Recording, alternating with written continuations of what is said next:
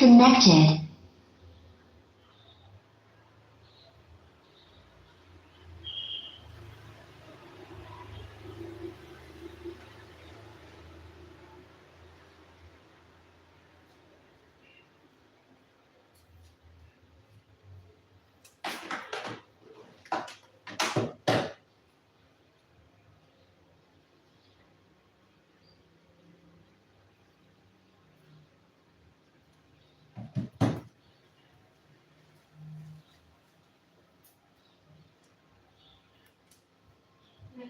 Kulitnya mama itu. Enggak.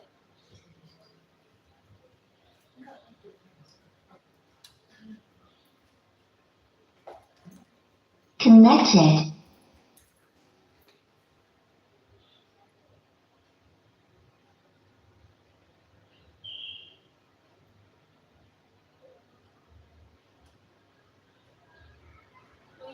Disconnected.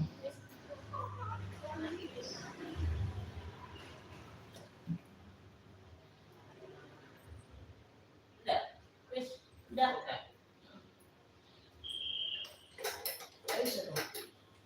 Aku penasaran lagi enggak? Tadi kan muncul juga penjualan yang marah gitu. Terus dibolehkan kok bisa banyak?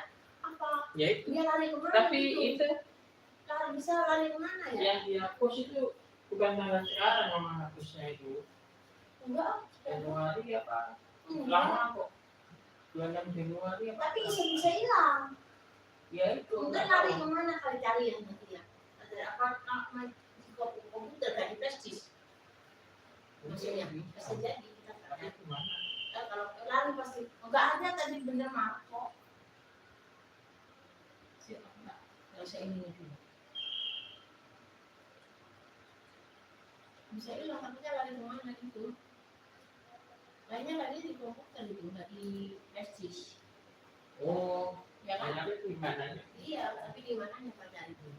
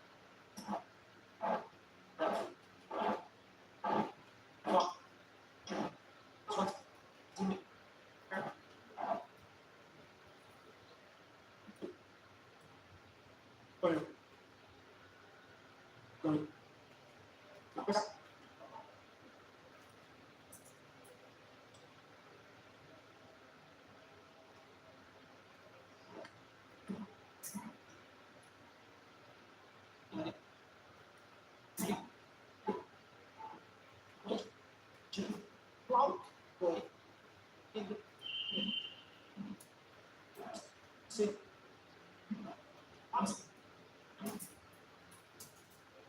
Dari sana, Bisa. kalau dari sananya kan.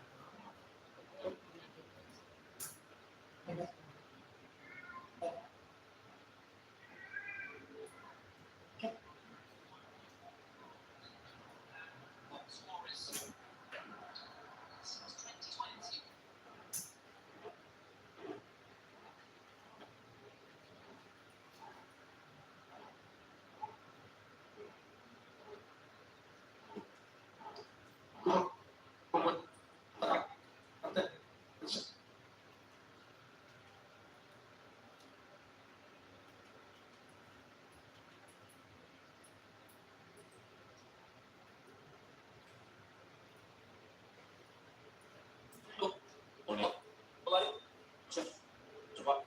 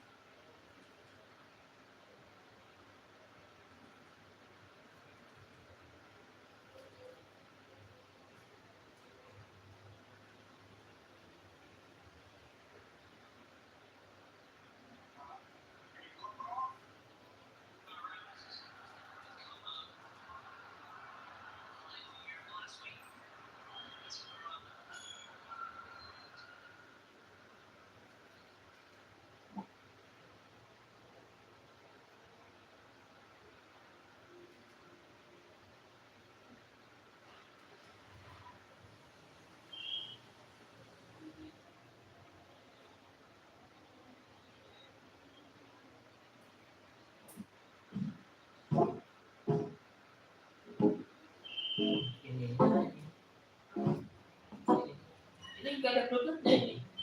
Enggak. Ada kemana yang wifi? Enggak ada, coba lihat. Kalau ada buku, wifi. Ini. YouTube ini. Itu ini siapa?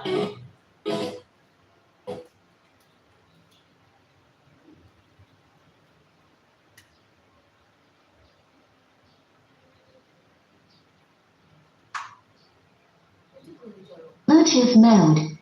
Connected.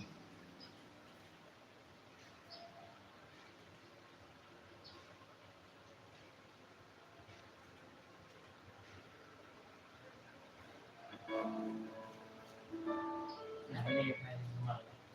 Kenapa ya? Kan colokin tuh. Minta diterokin lah.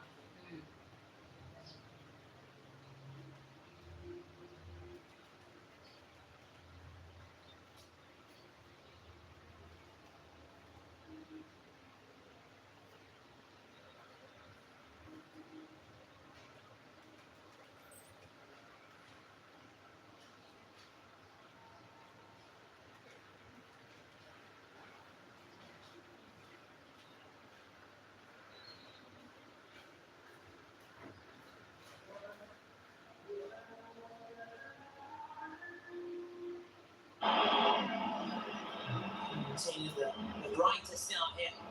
We'll try to keep you posted in terms of the other results in the race for the Champions League over the course of this fixture. Juventus, know it's in their hands. To win their games, they don't have to be concerned about what the other teams doing and around them.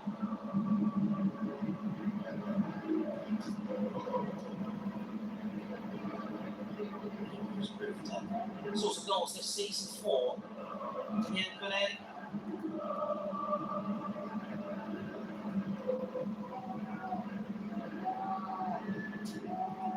An early chance then, more situation for the Tuscans.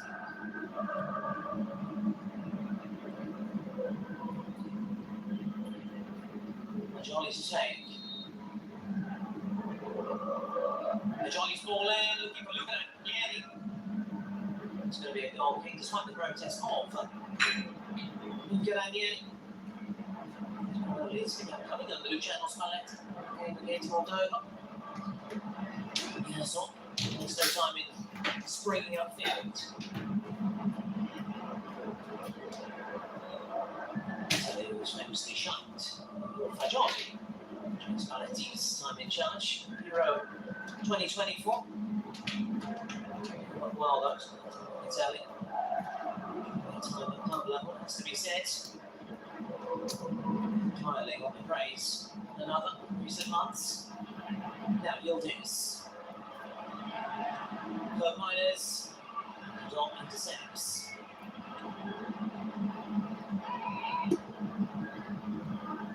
Easy. Good work. Kenny. Quite a foul. Doesn't get a yellow card. He's warning over for Mason Kenny. Looking at the season. 9 goals. For competitions. Last season. He was number 16 jersey 2, Diego Goyo.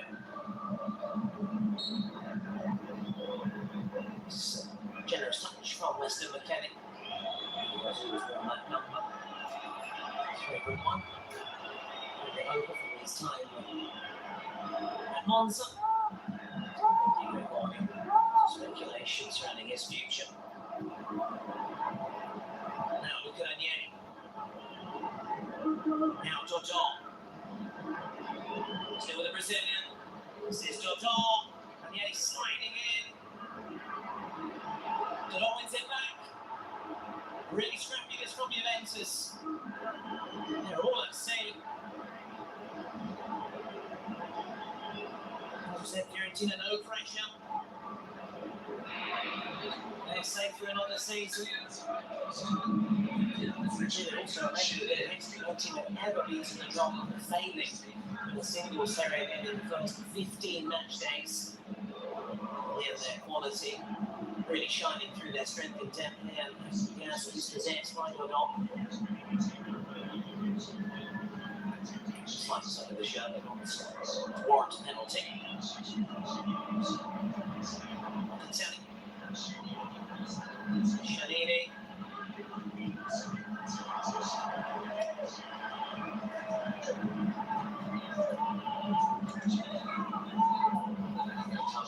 Marking orders.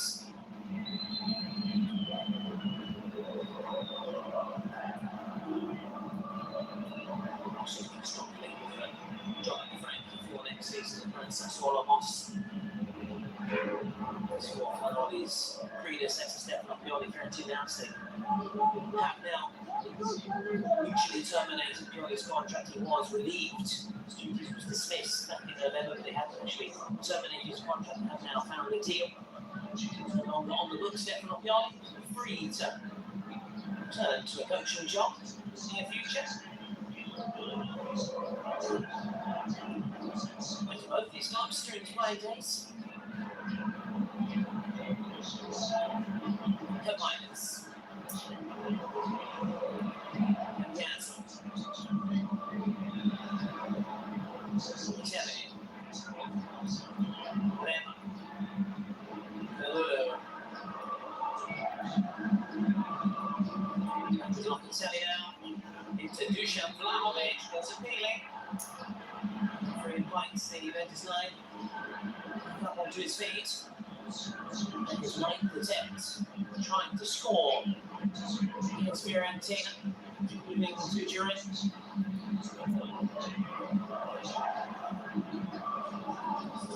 League out. Injury hit season. Heart problems. Solomon. And with Solomon, dances his way through, and now Robert Gossens. Good luck by Bruno.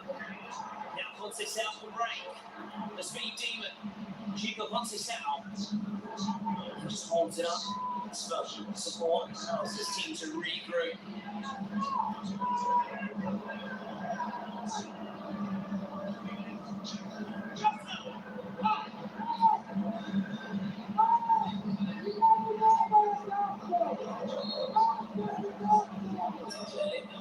Demanding more from his players. Recent weeks he's got the carrot and stick. He's down to his players. Top here is like Kelly. Fizzed in. Gildes. Trying to make something happen.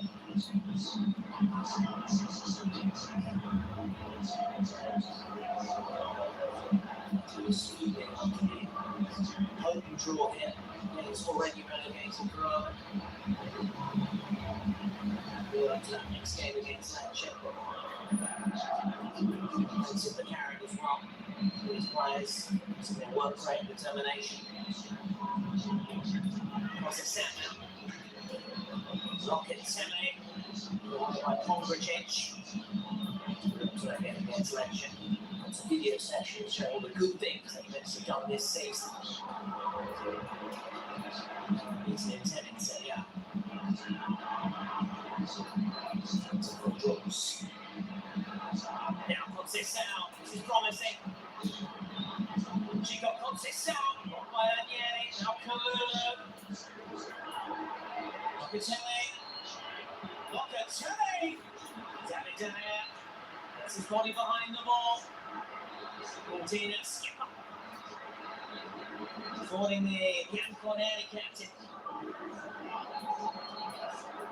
Just say, who knows, they could be teammates next season.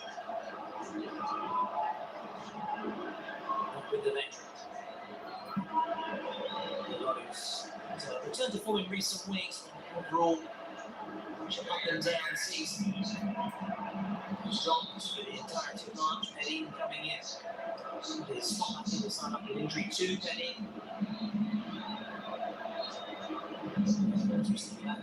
At the start, build up to this game, the 40 events is Ajax. Goalkeeper. He's a very good keeper. Confidence in himself. Yeah, another one speaking to the press. Run into this Shaw classic against Fiorentina. I believe Roma will be the teams to qualify for the Champions League behind Inter and Napoli. Yellow says anyway.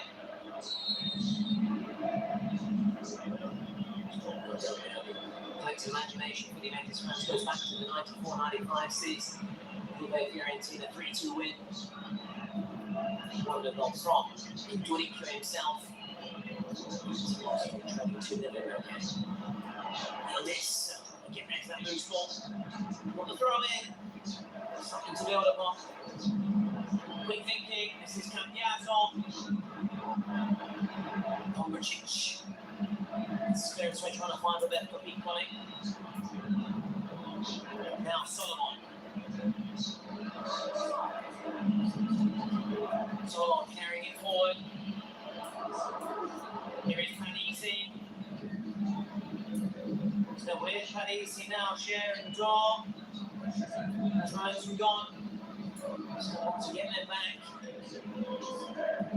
Back with Panisi. With Kelly. Dojo. Down by Locatelli.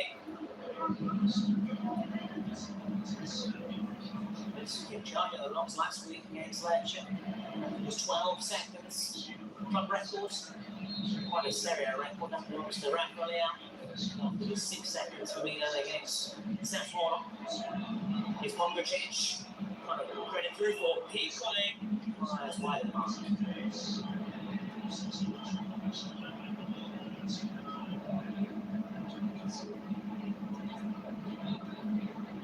Correction centre back. Himself was uncharted territory there. Piccoli would hit the target.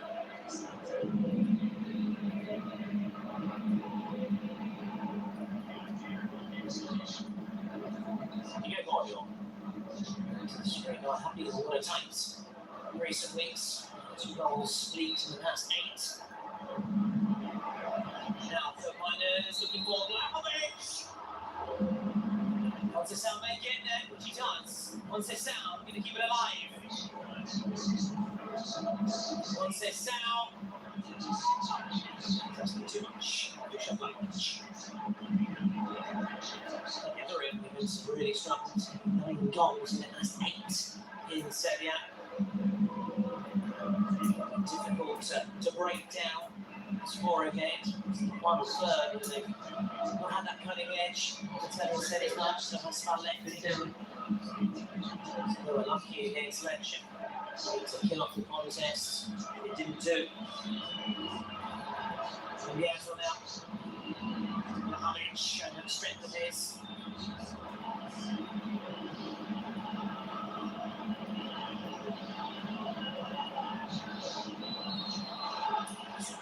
Far side. So they need to be more ruthless. That's the message then. So they got that win against Lecce.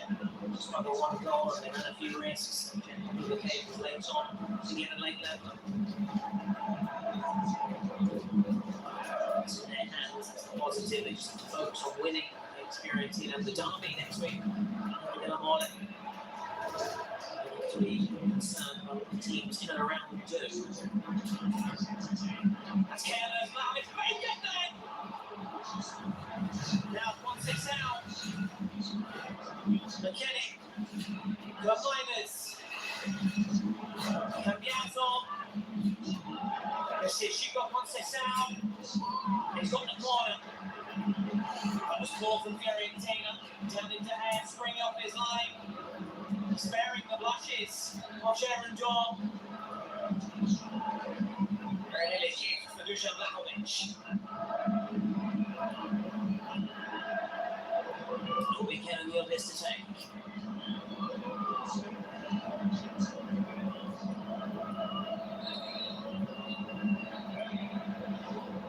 Just spotted something here.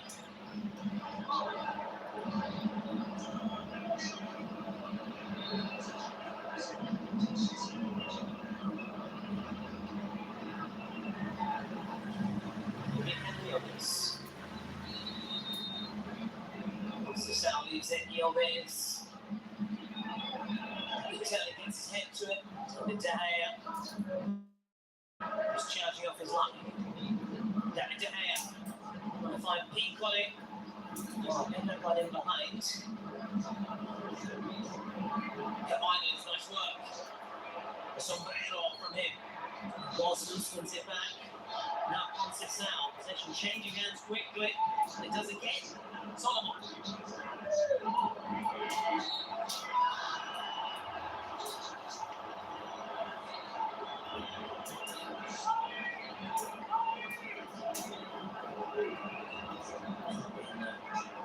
Convincing display from the Turin Giants so far.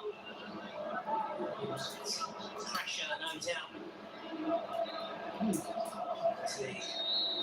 Just the prestige, just the revenue that the outcast generates.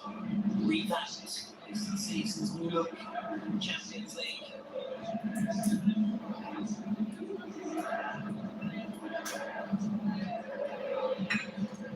John.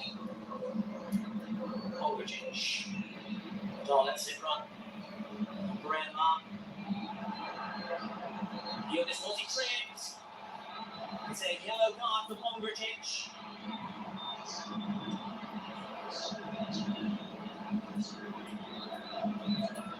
Croatian then the first man to go in the book. Not this too quick. Just looking to race away. They're shut there. Pongratich. He meant number 10.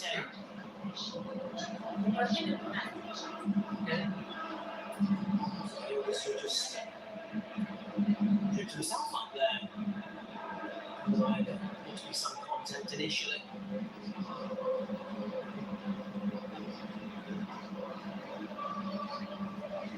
He's making a lot of noise. It's with his 12 man today. They're finishing right in sight. Short. Yildiz. Brand with that flick on. Now, she got Conceição into Hale once again. Short save. Slot deck, 2 goals to the good. That season. Shanini. So he's the pressure on the Fiorentina defence. Look at the win, 100% certain. qualifying for the Champions League. Losing their last game at Bologna. Islamovic. Now Vilnius. Vilnius looking for Vlahovic. Now Conceição. Blocked again. Goal miners. Over for Fiorentina. Cambiaso. Here's Locatelli. Conceição. Cut back. Again. Fiorentina. The fans putting their bodies on the line.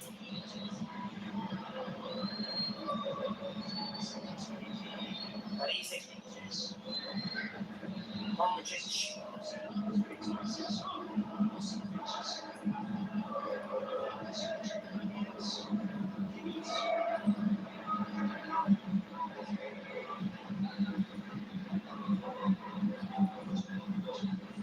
Showing signs that it's not ready to take control here.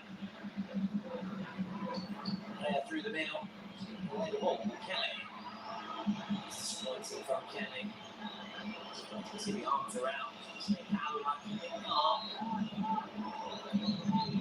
Composure there, Lloyd Kelly. A long front move there, also happy to see earlier this season, either on Palomar, but it's down into here.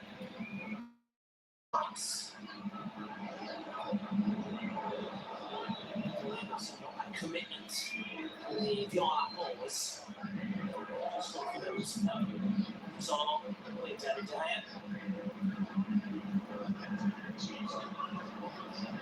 Changes for the nick of time.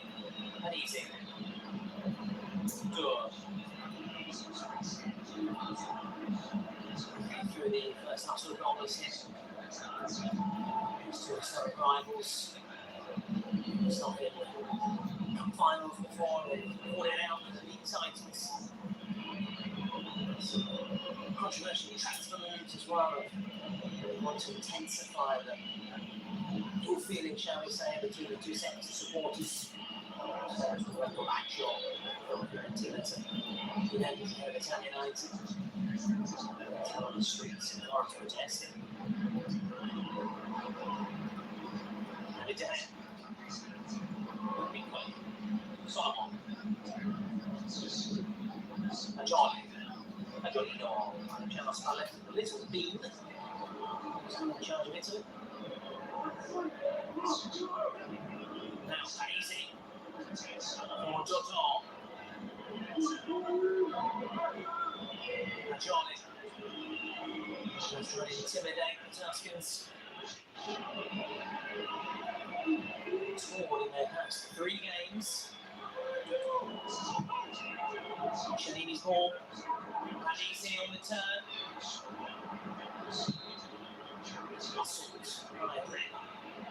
Now that year, I feel single form, Michele Di Gregorio.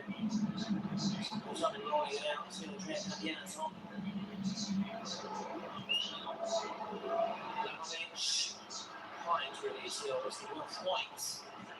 Seeing from the same hinge sheet there, you obviously said he wants Mami to stay, encouraged him to stay, but kind of his hands, he's down to that man there.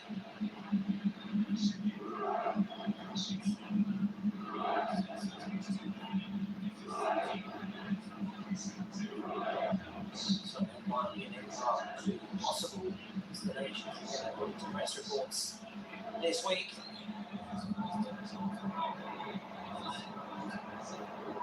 Telly, Kenny, with the captain. Conceição, race away here. Conceição, Kenny. Keep his former teammate Nicola Fagioli there.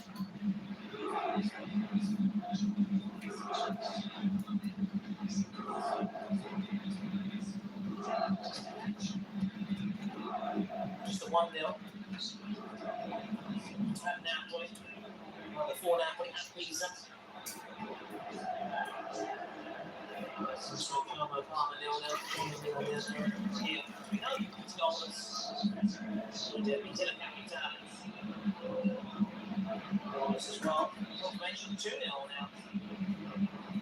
More Napoli.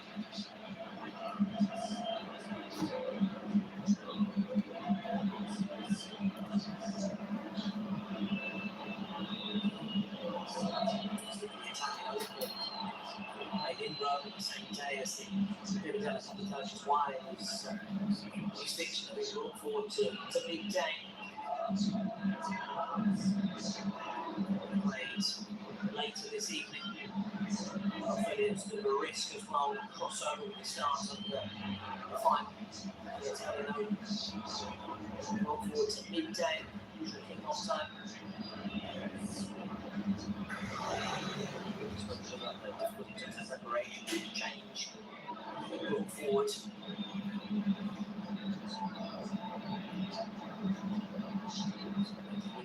Home advantage for Jane Hotel nearby.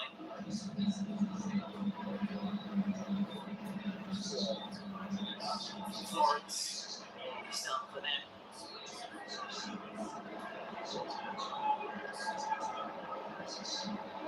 So obviously arrived yesterday in Turin to this game.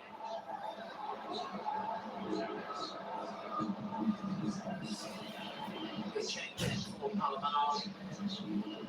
Half-hour stage for a stretch up. Harrison. Instructions as we speak.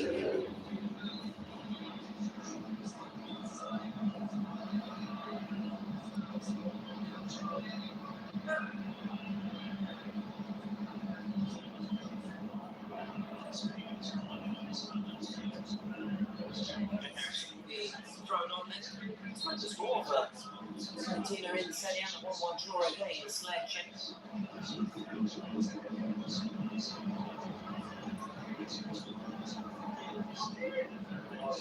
Coaching in this season, he's got him. Players finish. One season for him.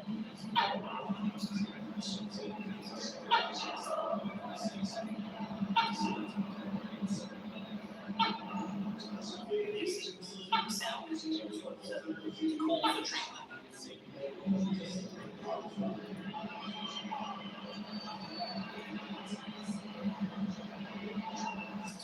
Coming on then for Piano Parisi.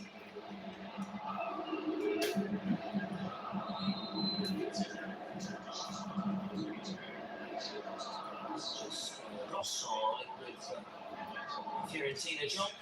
So then there's an Ossic. Genoa top flight this season.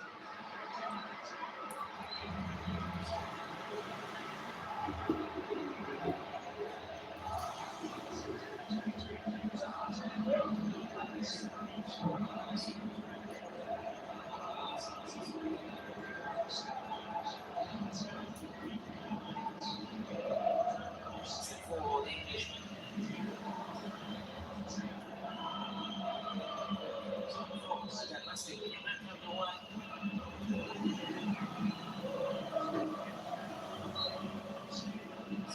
Serious poor pace. Speedy recovery. So his time in the treatment room this season will be on very easy. Full treatment. But, come on.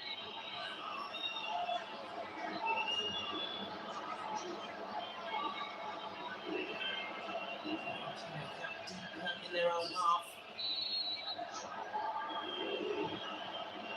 So Mane goes on. Loses up the pitch. Collie goes down there to Brown. The door.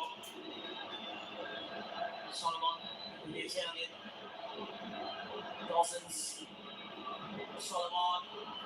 Really tracking back. Here's Harrison. Coming on. He's forgiven.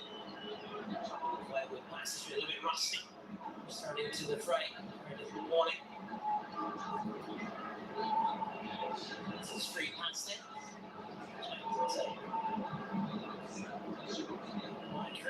The final third, the 89ers. Here is Harrison. Fagioli. Harrison. Solomon. Solomon. Now sharing Fiorentina lead. They are looking to trip up the beautiful area today. The pressure's off for them. They can simply enjoy this.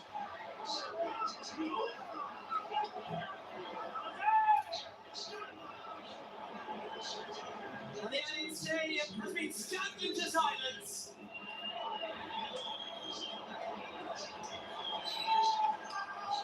He is looking to shake things up there, Sharon Dawn. Swallowing the build-up. Spotted the run of the Italian midfield, Di Gregorio. Got it to love on it, wasn't enough. Could he have done better? The Juventus shot stopper. More question marks over the Juventus keeper. But it's all about Fiorentina and Endor. We're ahead here in the backyard of the Bianconeri. That could be a huge goal then in the race for Champions League football. Give huge hope to the other side. And Juventus hit back right away. Conceição. Cambiaso. Hongricic.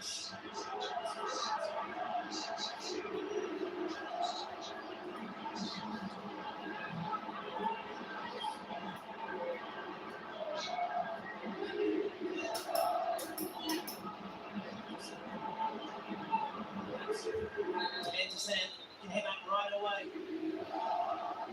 Can they give an instant equaliser?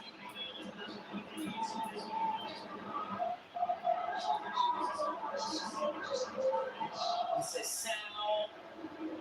José Tuma, Locatelli. Just snatches at it. Looks wide of the post.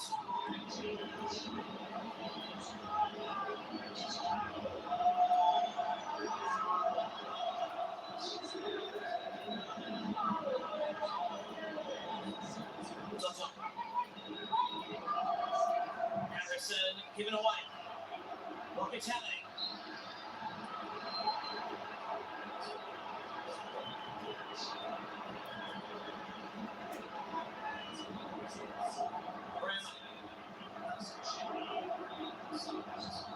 Locatelli trying to find Blahovic.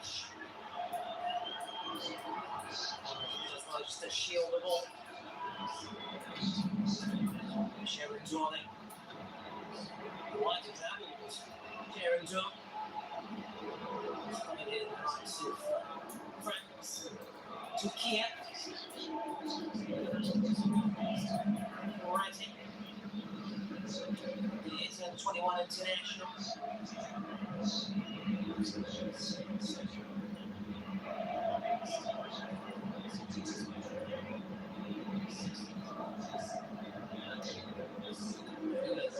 Fiorentina will win at Juventus for the first time in 6 years.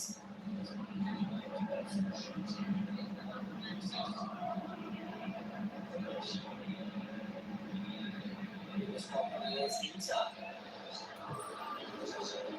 Season for Endor. Tunisia. Before that.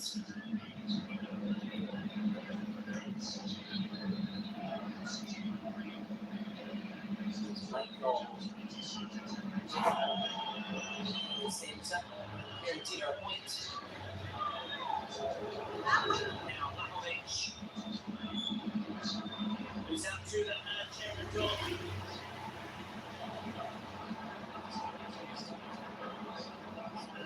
Now De Gea.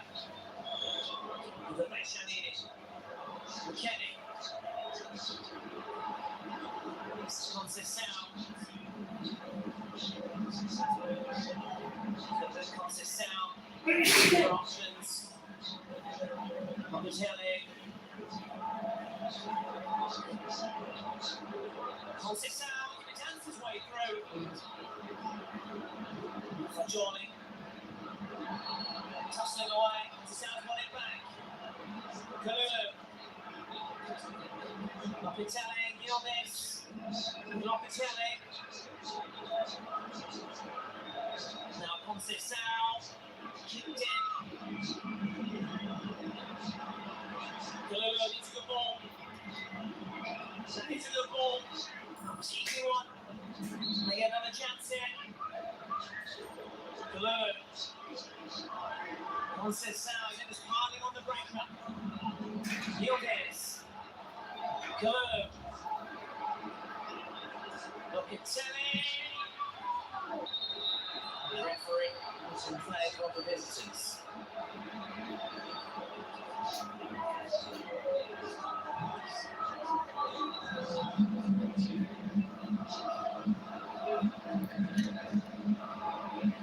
The goal from above. Someone formed up and touch. Fired past Gregorio.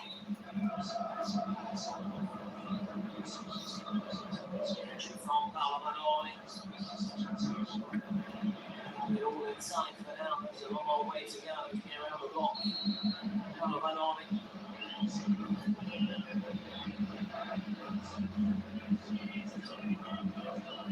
There's that comeback to the very end. Never say die spirit. Here's Juventus. 10 minutes started. Brilliant comeback. 3-1 down. We draw at Roma. He was a late equaliser.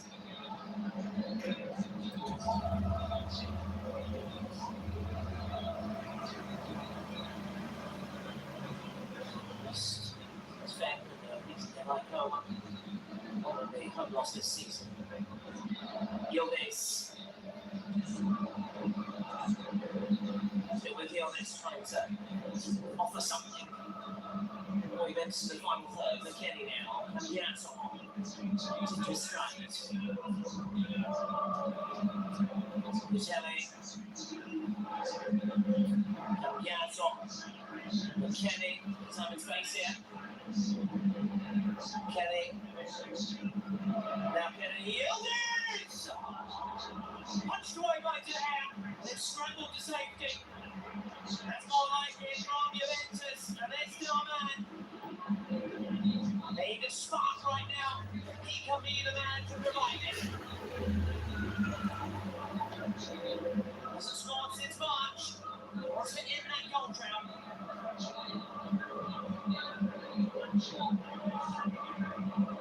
McKennie ready to wind up here. McKennie. Lulu's ball in. Loops away on Jamie De Gea.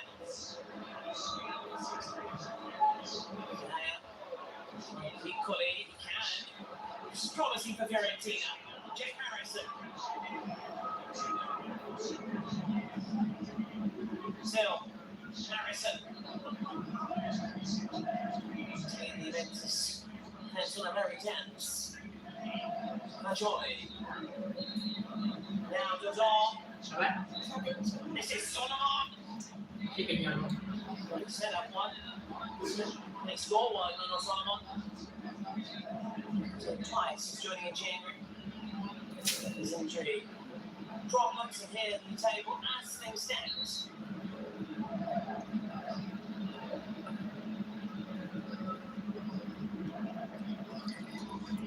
Now Majoli. Gosens. Gosens hits it completely wrong. Should teams and level on points in the race for the chance to go down to the head-to-head record. Juventus, Milan,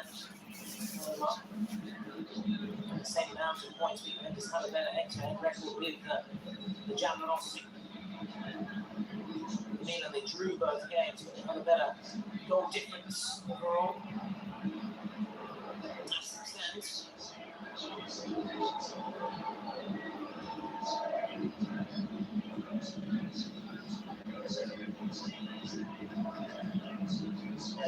Telling us there's been a goal in the 10-meter capitale. Roma 1, Lazio is Mancini.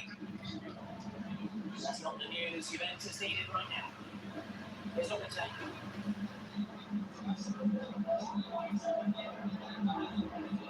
Harrison.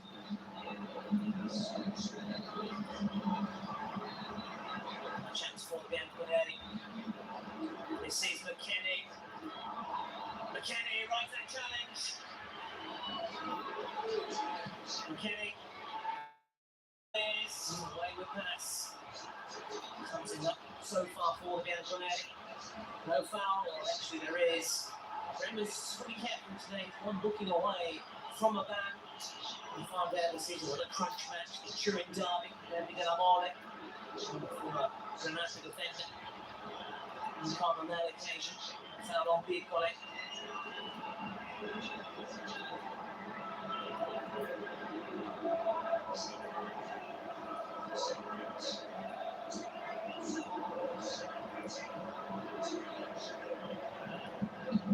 We had got in the box, so ignoring anything I just said there.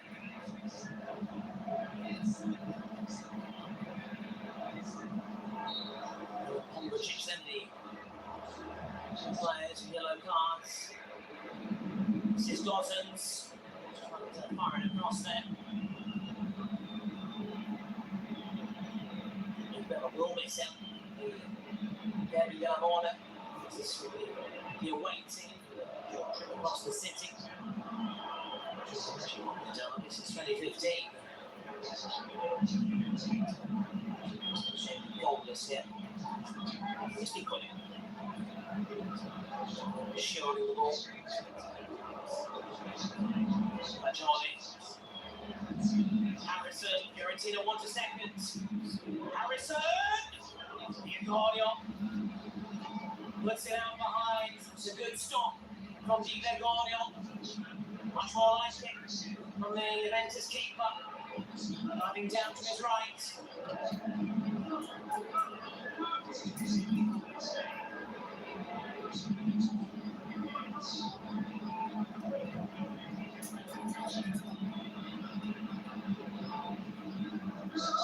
Added time.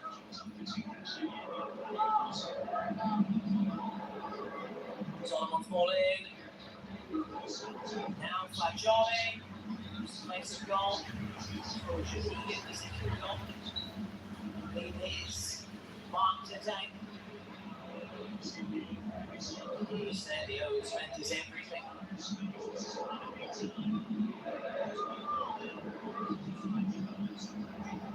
Also stood by during that netting ban.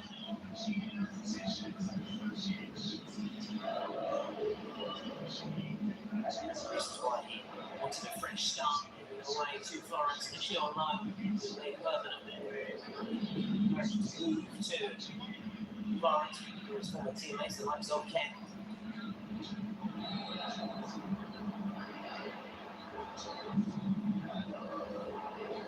Just going to make this first half equalise here.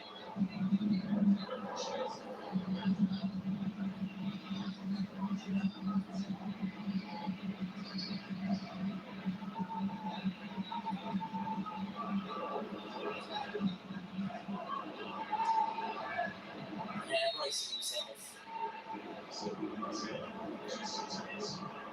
Played it.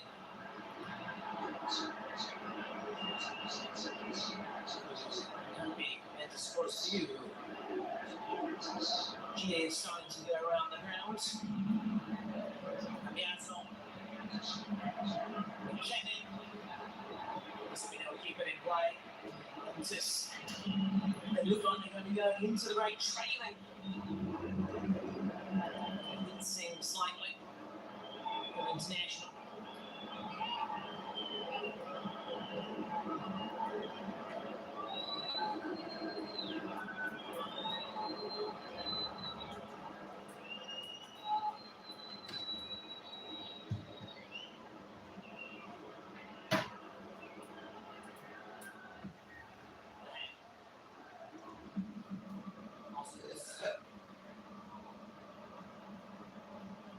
Judge the bounce. There goes the half-time whistle. Fiorentina looking to throw a spanner in the works. Jeremy John. His goal splits the sides at the interval. Juventus Gina whistled off the pitch. It's been a below par display from the Bianconeri.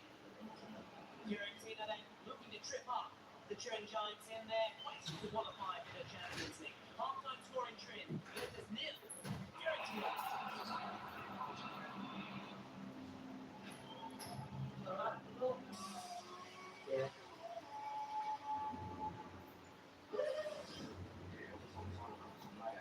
네가 방황해서 했으면 좋겠는데 그 밤속에 그 물건은 뭐야? 공개 한정도에서 승부의 1. 큰 없이. 내가 방패가 있어. 나는 싫어. 한가적인 방법도 많지.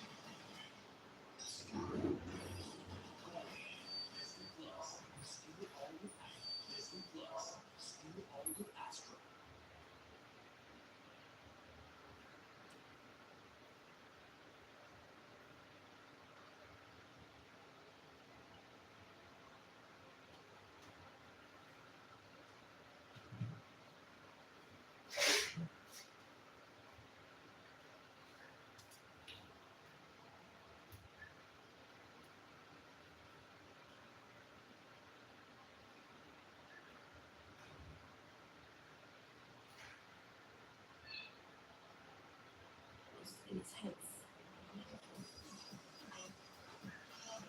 It's most physical,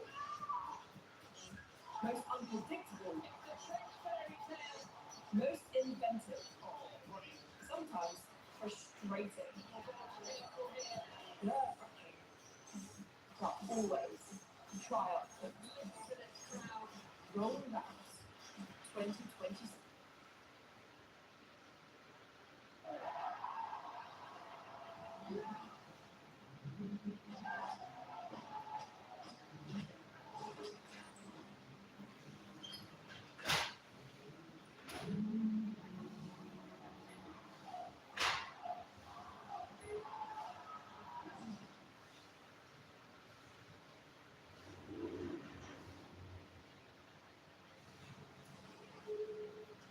Salveci lui, salvami la questa vita.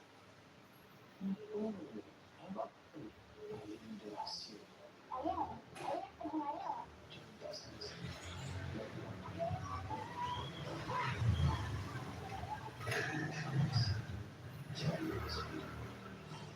Good boys go to heaven. Only as Push to its limits. Adventures begin. Survival is a challenge. It can't be. And sports is not the final frontier. Extreme, the most epic adventures of all. Anyway, any friends. A unique journey lies ahead.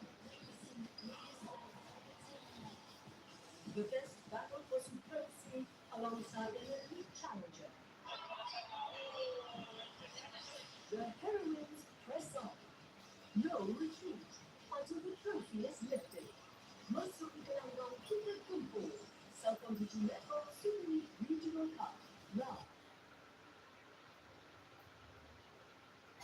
So finally, KET faces Pigeon City, the dominance of reigning champions. Meets the challenger's relentless ambition. Witness this historic moment with special guest performances. Ini Padang Kita, Piala Malaysia, live on Astro Arena. Astro Camp Badminton is now open for children aged 10 to 12. Register online and get ready to train with professional coaches. We're looking for athletes that shine on and off the court. If you have what it takes, come join us. Outstanding participants will stand a chance to experience world-class training in Thailand. Register now. I'm going to South Korea to figure out how this small nation conquered the world.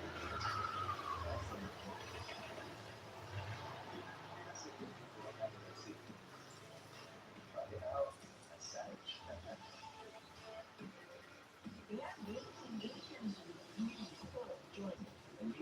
artistic creators behind the phenomenon. Any and everything. Premiere is May 9th on Vanish. I cannot believe this. Everyone knows you deployed undercover for years. People come back and look at that. Excuse me. Some efforts. The agency. Only up is now. People in this world who are patently evil. The greatest. Give them a hunter. He's cold as ice. American detective. The body count is going to continue to rise.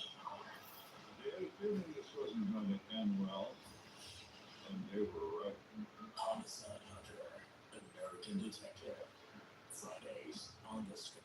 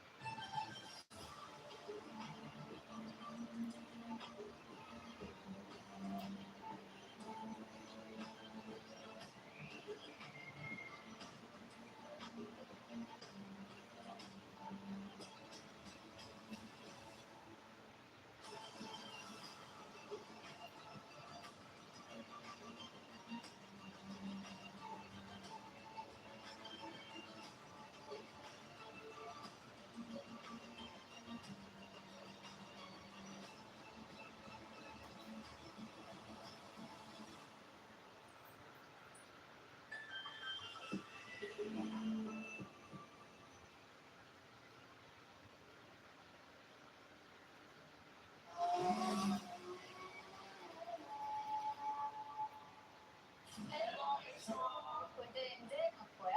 김석철, 연호, 이광수입니다. 골드랜드는 예수 조직의 금계를 우연히 넘겨가는 혜주가 공개를 독차지하는 탐욕과 배신속에서 산출해버리는 작품의 이야기입니다. 끝까지 긴장감을 놓을 수 없는 흥미로운 작품이니까요. 골드랜드 많은 시청 부탁드립니다. 게스트와 무리프가 함께 디즈니 플러스에서 골드랜드를 스트리밍해보세요. Goldland, Disney Plus, stream it all with Astro. Hear that? The pressure is at its peak. One kick. One moment.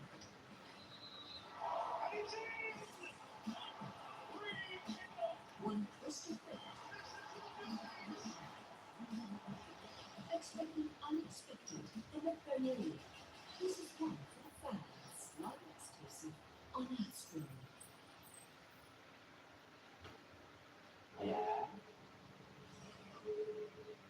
Sali Chiguri. Sayang berapa sering. Aku apa? Ayam berhasil. ayam benayo. Diminta sisi. Dari aku berhasil tu cari sendiri. Good boys go to heaven. Only on Astro. Age of the Clan Laser Final. ADT faces Pigeon City. The dominance of reigning champions. Meets the challenger's relentless ambition. Witness this historic moment. With special guest performances. Bringing Papa and Kika. Young Malaysia, live on Astro Arena and Astro World. Thousands and thousands of Amazon fans who got to see that realize.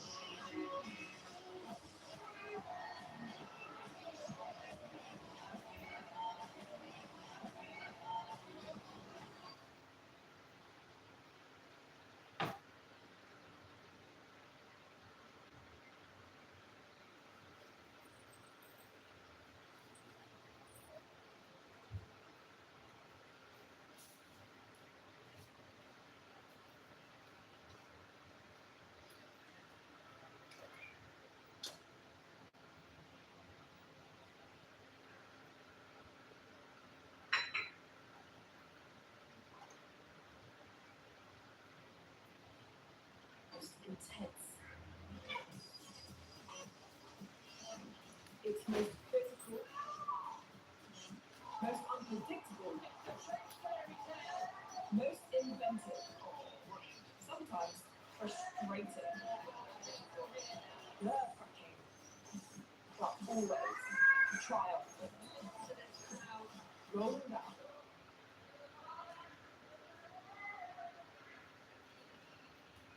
To honor a legend of the game.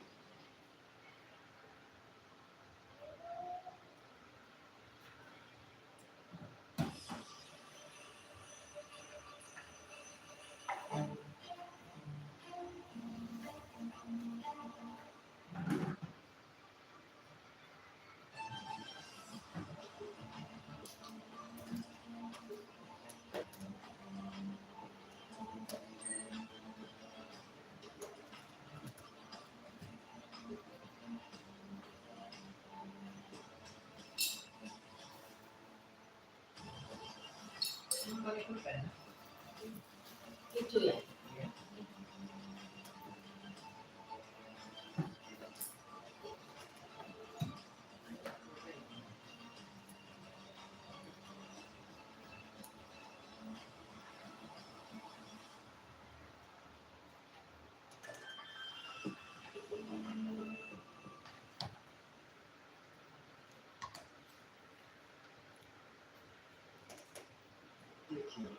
I'm going to South Korea to figure out how this small nation conquered the world with its culture. I found it wrong. That's the gift before how did I see? Back it out. That's savage.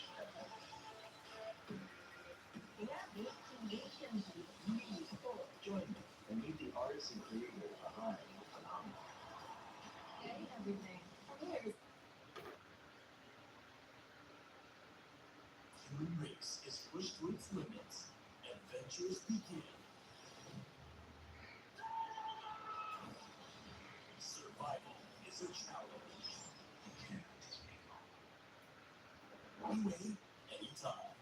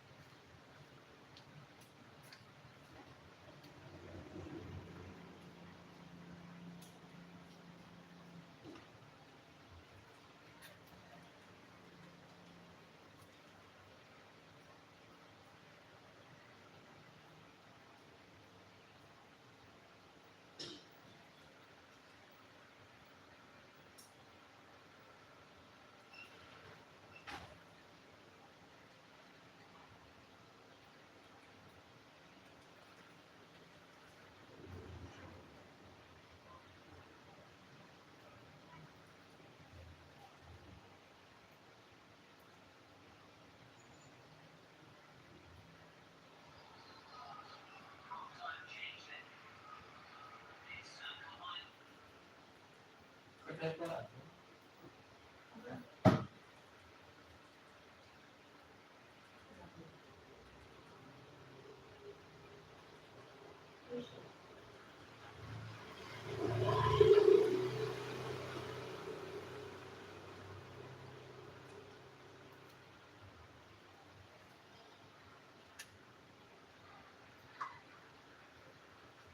Bluetooth mode.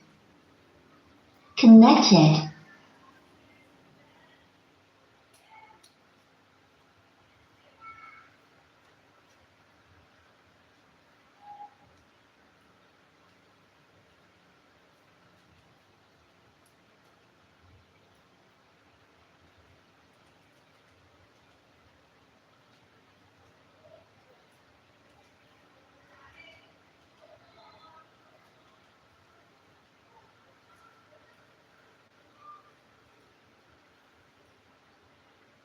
A pie de los Alpes prácticamente, ahí lo vemos de fondo, este icónico lugar, las afueras de Turín, donde está construido el estadio de la Juve, donde se mudó hace ya bastantes años, del Comunale. Quiere decir que he tenido la fortuna de estar, de ver partidos y bueno, pues son los escenarios míticos, icónicos del fútbol italiano. Preparados para arrancar la segunda parte.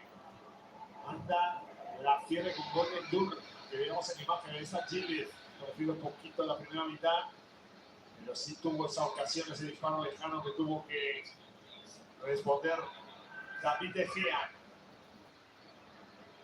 Preparados para que todo, como les decíamos en la primera parte, arranque en el mismo momento. Estábamos viendo ahí a Breccianini, a Marco Breccianini. David más esperando que le dé lo que para que se inicie el partido. Vamos a ver cómo se resitúa posicionalmente la Juve con ese cambio, con la salida de Koopmeiners y con la entrada de Jeremy Boga. Ahí está Vlahovic, gente que se impacienta porque no entiende con todo preparado que se espere a que arranque la segunda parte. Ahí está David en masa, silbato a la boca, arranca la segunda parte. Lo hace con ese balón ya de Gilles buscando y balón que va a venir para Conceição, posiblemente el hombre más destacado de los primeros 45 minutos de la Juventus. Un hombre con mucha verticalidad, mucha explosividad, buscando siempre el regate, buscando encarar, generando peligro en ese costado derecho. Balón que viene para Kalulu, va a poner el centro, segundo palo, no pudo llegar Vlahovic. Va a venir Jeremy Boga a rescatar esa pelota. Jeremy Boga la dejó por la escuela, se la va a llevar todo.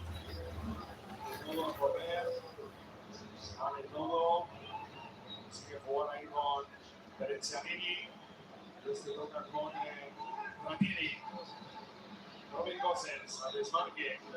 Se la queda Piccoli. Roberto Piccoli. Breccianini.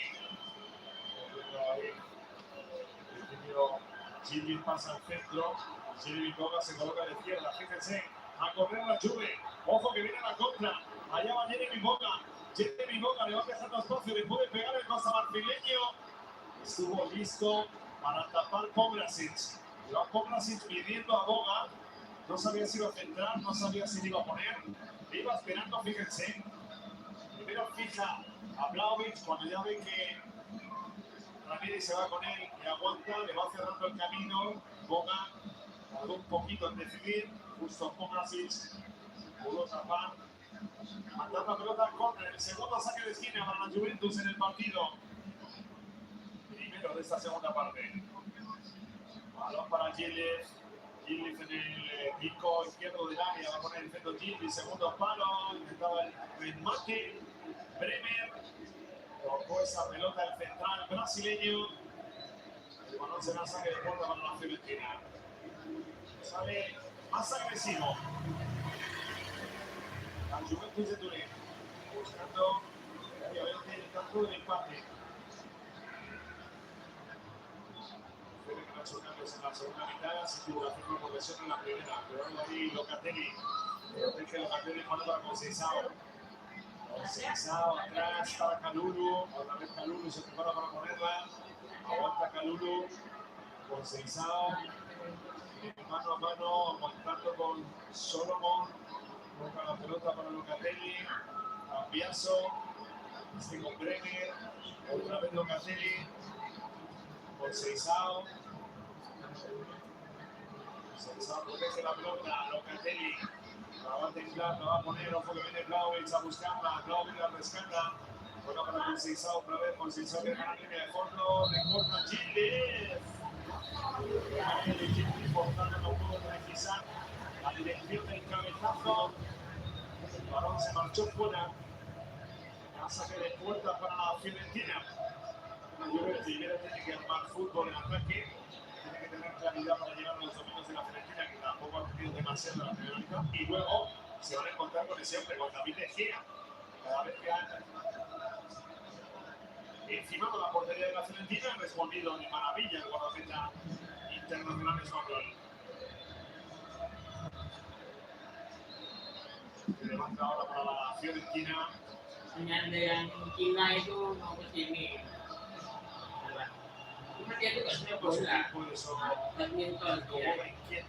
Jadi nyampe senderan senderan di situ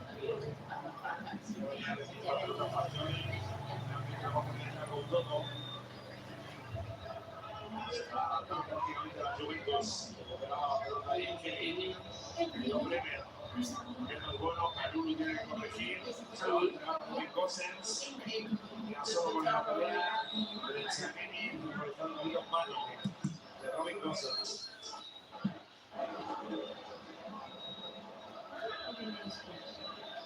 De Robin Gosens, futbolista internacional alemán. No para Locatelli. Condena a Gilles. Mete Gilles aquí por el perfil izquierdo. Pasaba la pelota a Gilles. Claro, porque dudaron ahí Fagioli y Pongrasic. Realmente despejaron, pero estuvo a punto de hacerse con una pelota peligrosa a la Juve en la frontal. El trabajo de Piccoli para quedar esa pelota está muy solo en todo el partido y consigue muchas veces ganar esos segundos balones. Un cuarto de marque, viene Gosens, un rapidísimo paso de Gosens y tarjeta. Va a haber tarjeta para el animal que llegó tarde, que se lanzó. Falta de Gosens sobre Bremer. Que coge la pierna al final.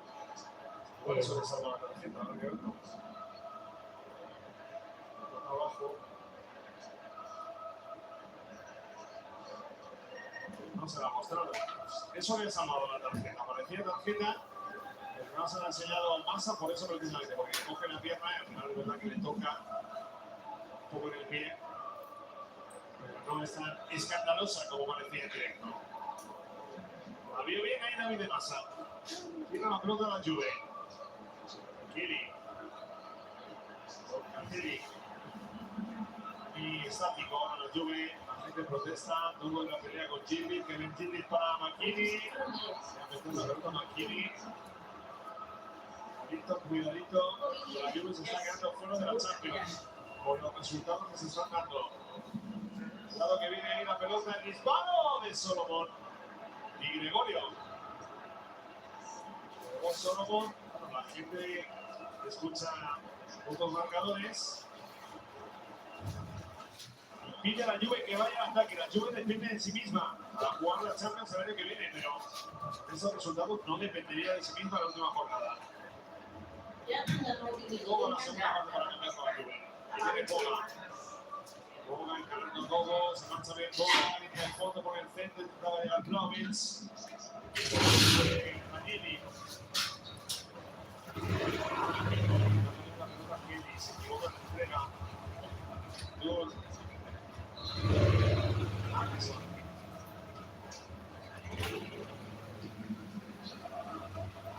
Otra pelota que mandó Fagioli. Ojo que va Robin Gosens. En el segundo palo solo Piccoli. Tocan aquí para Solomon. Solomon se equivocó. Gosens. Tenía dos hombres en el segundo palo. La había tirado muy bien el desmarque. Tanto Breccianini como Piccoli. No se la pusieron. Voy a buscar a Solomon. Ya malgastado Una ocasión a Fiorentina, ahora le toca pegar a la Juve. Se está rompiendo el partido, está divertido, viene Boga. Otra vez Boga aguantando, se viene hacia el centro, protege Boga el costa marfileño. Como una decisión errónea. Está muy parado Gilles, intentó combinar ahí con el turco, pero no tiene ninguna ventaja la Juve en esa acción. Que ven por el cuerpo, ahora Cambiaso. Recuperar esa pelota. Marquini. Calulu. El balón para Locatelli para Gilles. Cambiaso. Acaba el primer palo Blavic. Finalmente el balón viene para Boga para Gilles. Se mete muy atrás la Fiorentina, es difícil encontrar espacios. Ahí pone la pelota Calulu. El balón le cae a Boga, puede ser mano, no pita nada el colegiado. Gilles se la lleva, aguanta Gilles, sigue Gilles desde el 3. Finalmente se la quita del medio Ranieri. Y de masa no ha ofrecido mano, ese control. A pesar de las protestas de los futbolistas de la Fiorentina, que pierde otra vez la pelota. Muy atrás ahora la Fiorentina. Busca el tanto del empate la Juve. Jornada final tenemos la semana que viene la Premier.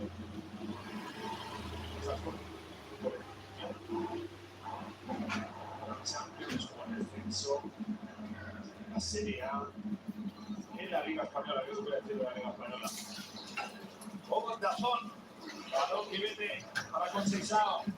¡Laovic! Y la mejor tarde que Boga, una fuera de David de Gea. Por ellos están atrás, la opción es peligrosa. La Argentina está muy retrasada. Está teniendo problemas en cuadro Viola porque se está uniendo demasiado. Ahí estamos en la pelea de Piccoli con Bremer.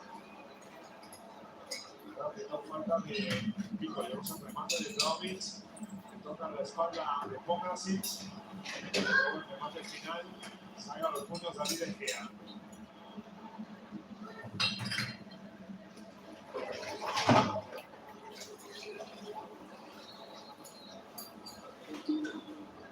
Va a poner la pelota en juego Locatelli. Cambiaso Locatelli. 10 minutos ya de juego. La segunda parte. Sigue perdiendo la Juve. Insisto, estaría fuera de la Champions. Luego que quería de sí mismo en la última jornada. Conceição. Toca una pelota al disparo muy desviado de Cambiaso. La gente empieza a ponerse nerviosa. Todavía es verdad que la Juve está mucho más activa ofensivamente hablando, pero pasan los minutos y la Fiorentina está ganando el área del estadio. A mí me pasa que le dice a De Gea que sea un poquito más rápido a la hora de poner la pelota en juego. De Gea hace caso bastante omiso. Va a ponerla al guardameta la Fiorentina. Ahí De Gea sacar esa pelota. Arriba sigue el 12. Yang itu mana ya piringnya? Mana yang boleh itu kemana yang banyak itu enggak? Di mana? Apertura aquí a la derecha para Conceição. Sigue siendo lo más peligroso de la Juve. Y Francisco Conceição. Locatelli, Vlahovic de espaldas, viene para Chile. Chile quiere ponerla. Y más para pegar. Una dejada de Vlahovic. Llegó la jugada de ataque, Calulu. Conceição. Cambiaso. Poner el pivote de fútbol sala prácticamente Blau. Bene sull'asse Locatelli Vlahovic, perché questa palla è quella qua verticale. Vlahovic è brava a nascondere. Il primo controllo è quello che non fa bene, lo costringe a calciare in maniera sacrificata, in maniera chiaramente non ottimale, quindi un tiro dentro, però bella la combinazione Locatelli-Vlahovic.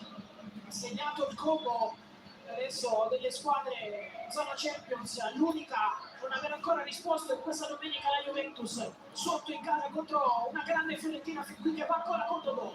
Harrison, movimento di Dodò, Harrison sposta, poi va morbido Bremer, svetta, spazio per ripartire con Ilic, cacatissimo campo davanti, è 3 contro 4.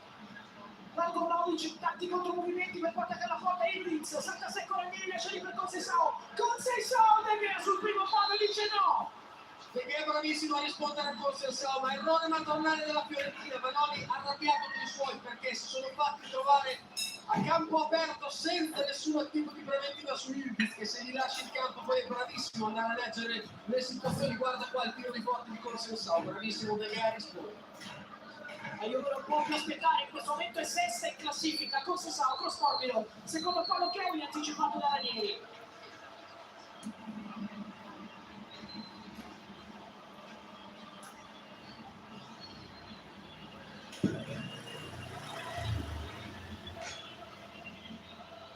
Anticipato sia il compagno Brescianini che l'uomo sul secondo palo Kelly, in questo caso Ranieri, quindi l'uomo la parata sul primo palo di De Gea, non si fa bucare dove si è fatto bucare invece di Gregorio dal Juve nel primo tempo. Guadagna la banderina, davanti a saltare, Locatelli sul trigola, ma in quella zona gira il capitano sul fondo.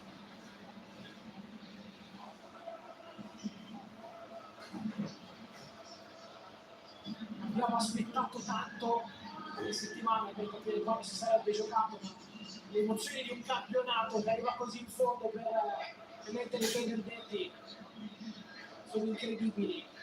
Incredibile quello che fin qui sta accadendo allo stadio, una pena ancora molto lunga. Sono le emozioni da penultima di campionato. Ildiz recupera su Fagioli, accelerazione su Alisson, va Ildiz da solo, Ildiz cross, palla buona per McKennie, appoggia con Seisao. Sta arrivando al limite Locatelli, con Seisao aspetta, non lo può più servire. Allora va al limite da Cambiaso, in area c'è Novak da buona, c'è sul limite, grossa morbido, secondo palo, McKennie! Si è fischiato subito prima il fallo sul Il gol. menù? Oh, bingo. Tinggal tambahin aja. No, può non venire. Terus tangan atau tinta? La spinta di McKennie su Moses prima di andare all'impatto sul pallone. Sulla schiena del 21 della Fiorentina di Corcomito. La toccava la schiena, però questa è la scelta della palla morta, questa palla che la Juve mette dentro. Certo, già chiuso, hanno confermato una precisione da campo difficile. Difficile su questi perimetri, sono centrali in palla. Perché protesta in campo, perché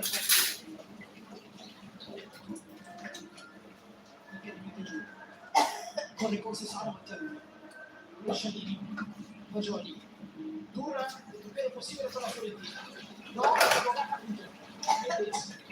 Bogà. McKennie. Locatelli. Vedere anche Calulu, vedere gli spazi di mezzo. Guarda per Bogà. Apertura per Callaso, Vlahovic a riempire l'area insieme a Piercalulu. Bogà può puntare.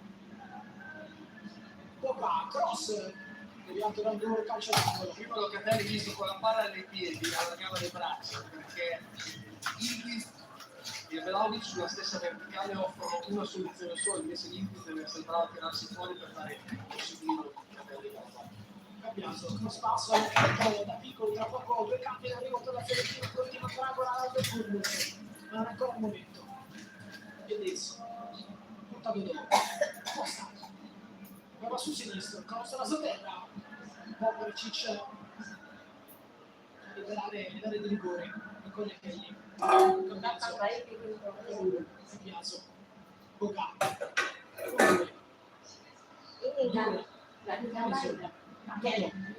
C'è devi comunicazione appoggio di nuovo. Rischia la palla dietro, rischia però a sua volta di peso, scivolando per la di rigore. McKennie fa un lavoro prezioso, deve saltare per la Juventus, che adesso aggredisce la Fiorentina. Faccia dell'episodio, ma dice ad aspettare Massa, doppio cambio Fiorentina in arrivo.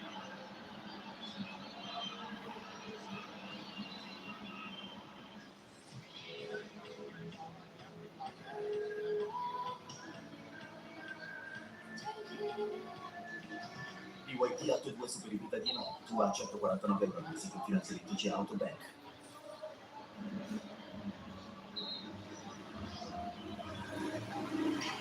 Cambia addirittura triplo fuori Fagioli, un po' sorpresa, dentro Mandragola, Comuzzo per Ranieri, se ci sono anche motivi fisici su questo cambio, poi anche Gudmundsson.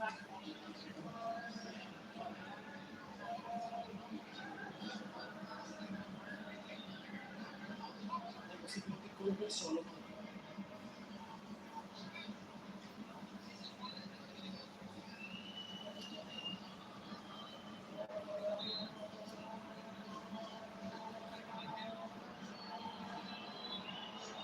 Molto lunghi questi cambi, si lamenta infatti Locatelli, si lamenta lo stadio che rumoreggia.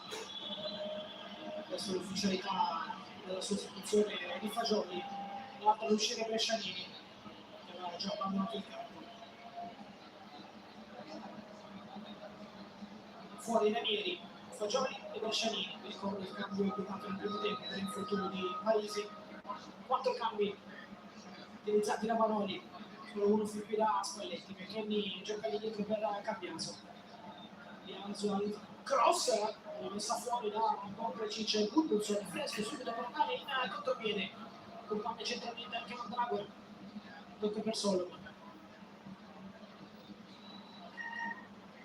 Gudmundsson.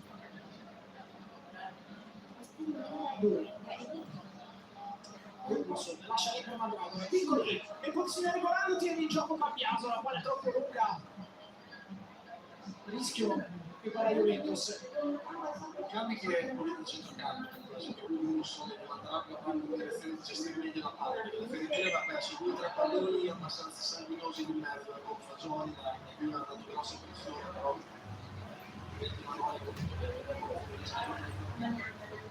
sta interpretando, diciamo così, il ruolo di terzo centrocampo, la poi da Massi, Il fallo indoor su Indiz, sul piede d'appoggio, poi stette il ginocchio, per come è ricaduto che Indiz.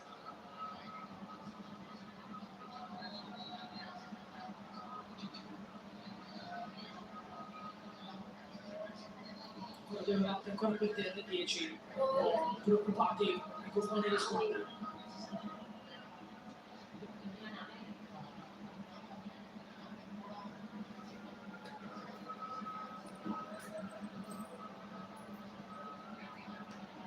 Dedicato lì già fuori dal campo.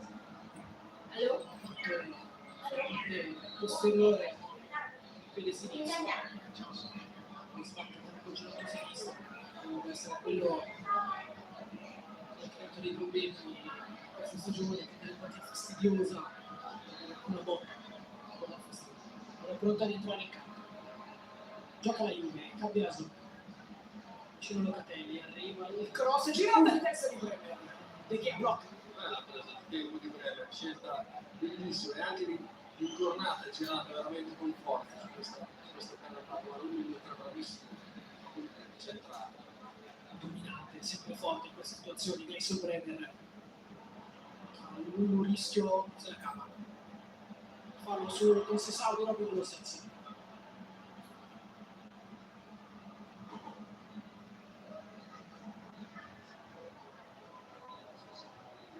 Locatelli, 23 più recupero da giocare. Gudmundsson lavora proprio vicino a me, nel senso che stavo sulla prima costruzione, guarda, su Locatelli, diventa come una sorta di 4-4-2 con Mandragola, esatto, Mandragola è in due con due centrali, e poi libertà la palla si muoversi.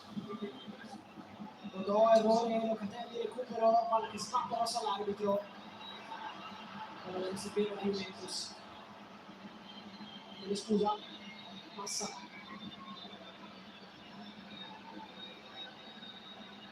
Indiz. Bremer. Locatelli. Boga. Dribbling su Albert Gudmundsson.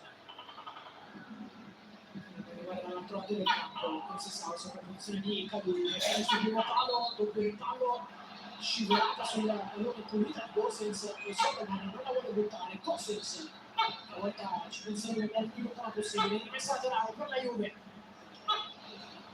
cronometro corre, chiaramente la Juve non può andare bene, chiamata la reazione, chiamata al ribaltone, la squadra di Spalletti, doppio cambio in arrivo, dentro Segrova, titolare.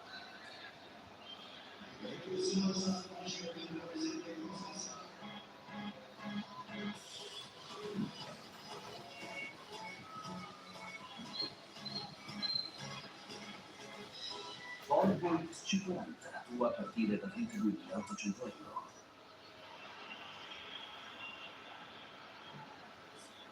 Dentro Segrova per Consesao, dentro che Turam per Cambiaso. Terzo ruolo diverso per Mecche, terzino sinistro.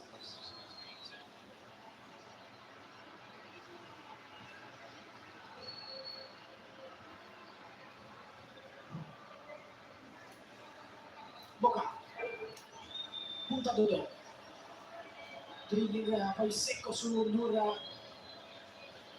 appoggio perché non Ildiz. Ildiz grossa da Zotero, lo tocca il padrone Novic, poi la palla buona per Segrova, la piazza di Mezzone, Novic! Se la trova buona sul sinistro, eccolo il primo gol da ex alla Fiorentina, esulta e come, perché rianima la Juventus, 1-1, a 20 dalla fine, Dusan Novic, terzo gol consecutivo.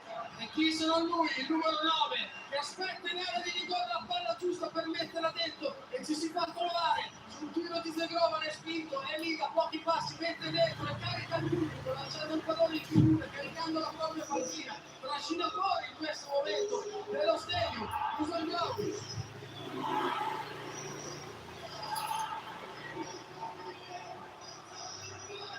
L'urlo dello stadio con la posizione verificata, perché siamo sui millimetri, perché dal momento del tiro di Segrova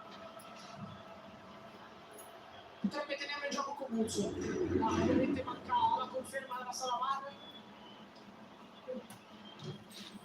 Sul cross le posizioni erano buone fino al tiro di Segrova, manca la posizione di Dusan Vlahovic per quella definitiva.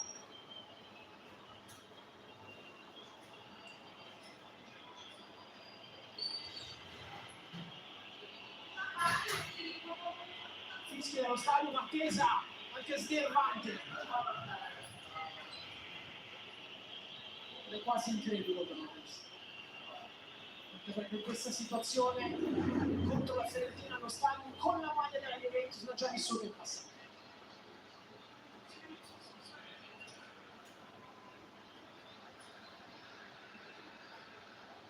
2 anni fa, nella partita in cui fu decisivo Gatti di Tapin, 2 gol annullati nel suo gioco. Deve andare a vedere Massa, quindi c'è una posizione da valutare, probabilmente non si tratta di un gioco oggettivo, però ci dice fallo.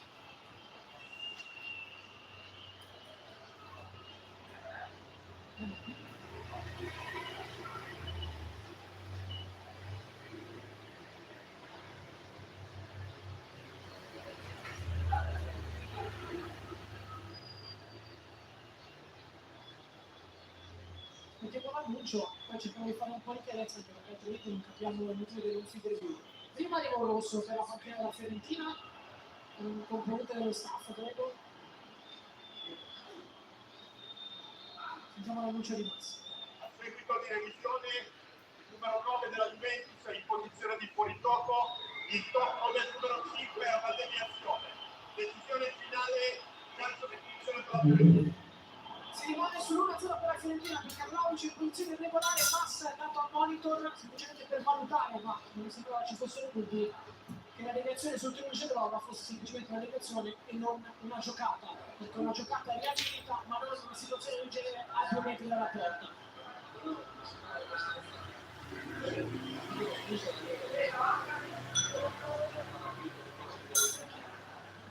Per il quarto uomo il confronto di Paolo Vanoli, fuori gioco per Dusan Vlahovic, si rimane 0-1, continua la sua maledizione da ex contro la Fiorentina. Questo successo di 0 sulla review, magari poi spiegherà tutto anche magari nel corso della giornata.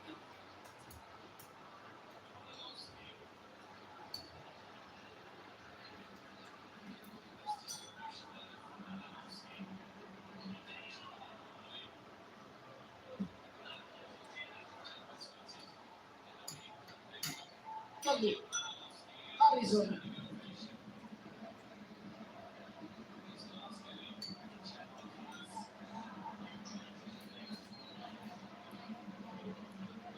finisce la partita, quindi Robin Gosens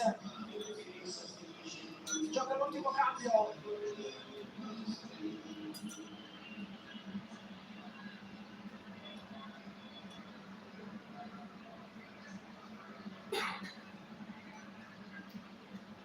Ronaldo gioca adesso nel secondo finale di stagione.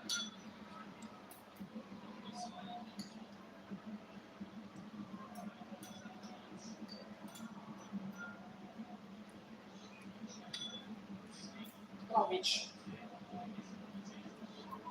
Canuccio, Kelly. Si torna indietro, c'è un gioco di piccolo, si lamenta allo stadio, di Caio stava già girando il pallone.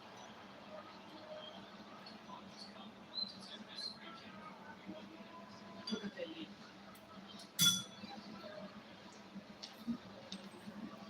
Tura. Kelly.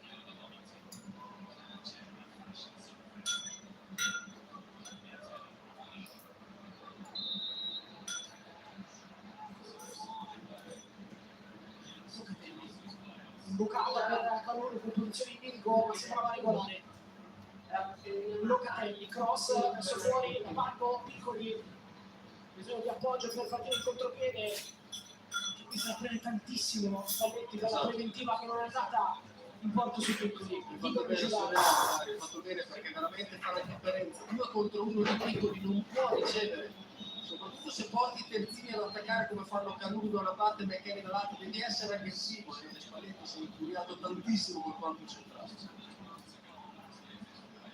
Dodò, libera punta, Ventaglio, di piccoli vuole subito cacciare senza ogni angolo di tiro lo stava della terra.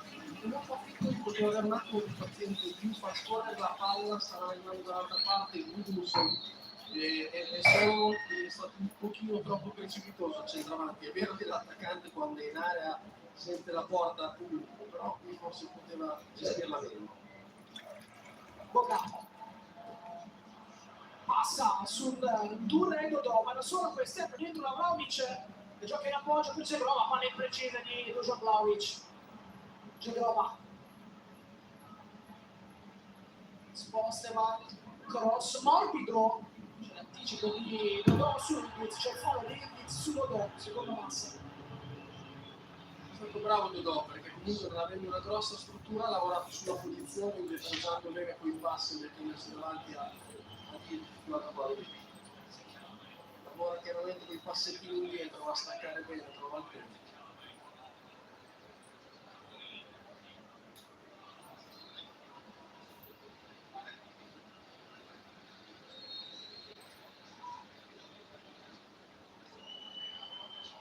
Mi ricordo che se non avete ancora fatto, tutti i clienti che sono fermi potranno avere l'edizione digitale del Corriere dello Sport Stadio oppure di tutto sport senza costi aggiuntivi. Andate su gazon.com/Corriere dello Sport oppure /tutto sport per scoprire di più. Palco calcia direttamente in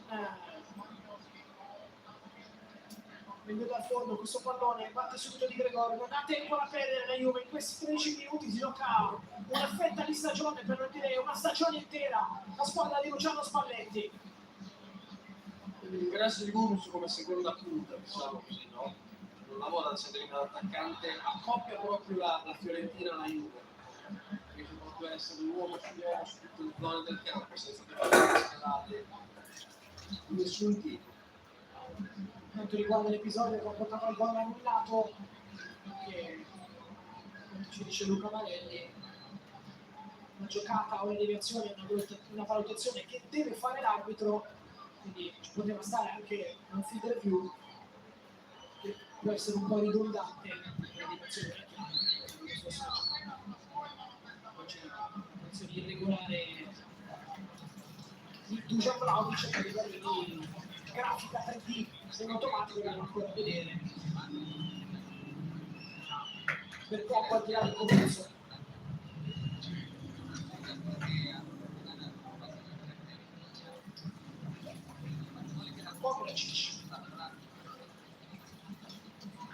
15 abbondanti per recupero che pesano tantissimo sulla stagione della Juventus, meno su quella della Fiorentina, che però sappiamo come vive i duelli con la Juve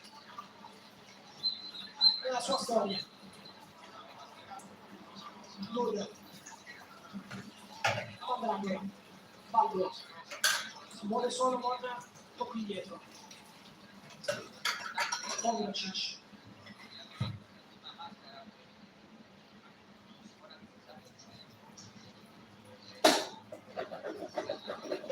Che subito giocare Locatelli. Vuole iniziare lì, Locatelli lo cerca, lo trova. Boga. Movimento di Boga passa anche con il rimpallo sulle donne, poi limit su Tour fa il cross, Boga, ci libera l'area del rigore, piccoli, controlla, recupera il Locatelli sul pallone, non secondo Massa. Questa è la reazione di Locatelli. Lui deve stare attento con in presidenza sappiamo il pallone tra le gambe di Napoli, esatto, quella del pallone tra le gambe che non sta ecco nel fuorigioco semiautomatico, mezzo busto e mezza figura quasi intera di Vlahovic in fuorigioco. È stata valutata con il Federer in deviazione. Gatti per Kenny, l'ultima mossa della disperazione per Luciano Spalletti, prima avete visto anche la sua reazione. È stata la mossa che sembrava venire invertita al finale di stagione della Juve all'Olimpico contro la Roma con il gol in finale che ha dato il 3-3. Aveva riportato la Juve solamente a -4 dalla Roma. La Juve ha bisogno di ribaltare la partita perché le altre stanno vincendo tutte. Il Napoli, il Milan, la Marassi, la Roma nei derby con la Lazio. Non più il Como per la partita di Comunque subito intervento duro e punito di Gatti, può andare la Juventus con la corsa di Kenan Indiz accelera, Vlahovic lontana, Indiz riesce ad allargare per Boga punta sposta, Thuram al limite, prova a piazzare destro, Murato allora Locatelli controlla, chiede il tiro allo stadio, Locatelli allarga, lo fa male per Calulu, tanti errori negli ultimi 30 metri della Juventus che durano già dal primo tempo. Cebrova, Locatelli, Indiz,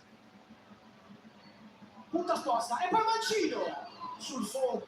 però la giocata ci sta, la giocata del 10 ci sta, la giocata del 10 ci sta perché sei lì fuori dalla lunetta dell'area di rigore, sposta e tira, deve prendere iniziativa perché andare sempre per vie perimetrali bilaterali poi ti costringe al cross e la Fiorentina fa densità, quindi sta provando la giocata, esce di poco.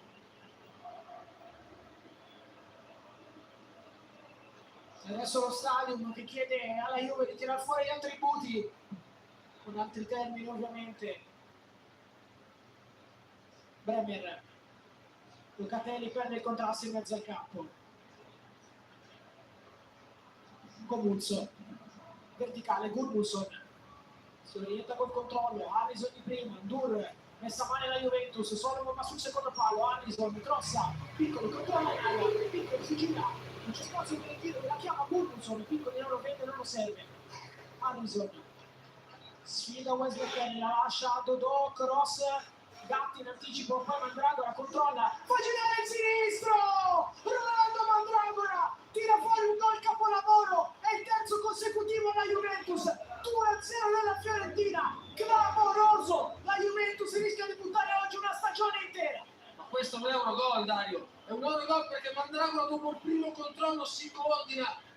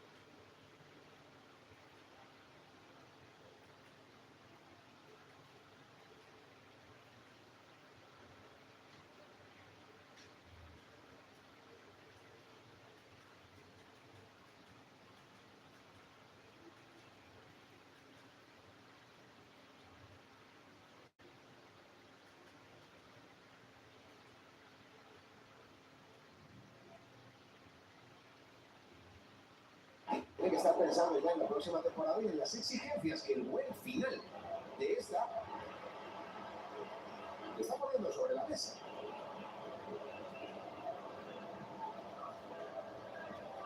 Porque al Manchester United no le vale con clasificarse para Champions. Le vale competir en Champions la temporada que viene. Mucho tiempo sin ver una camiseta mítica en la gran competición, máxima competición del fútbol europeo.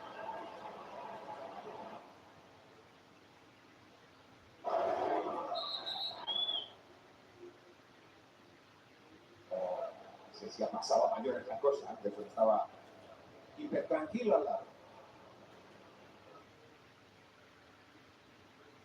Adesso mi implicate che Rashford diciamo dovrebbe spostare 30 milioni di sterline per puntare Radford.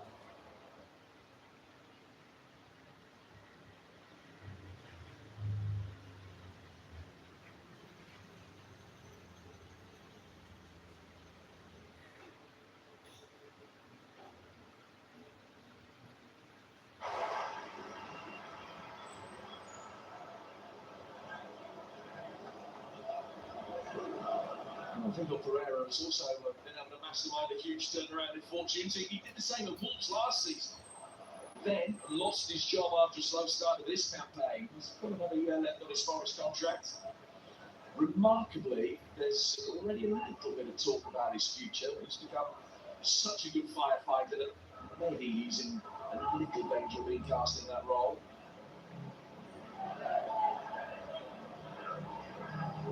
This Forest side, night and day compared to some of the previous iterations over the course of this campaign.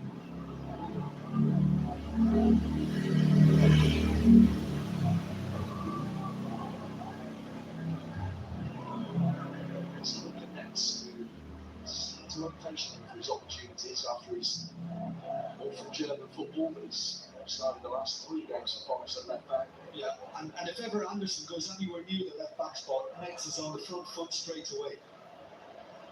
Getting up there with Gibbs White. Nets has benefited from Miner's injury, which is seen Williams switching left to right.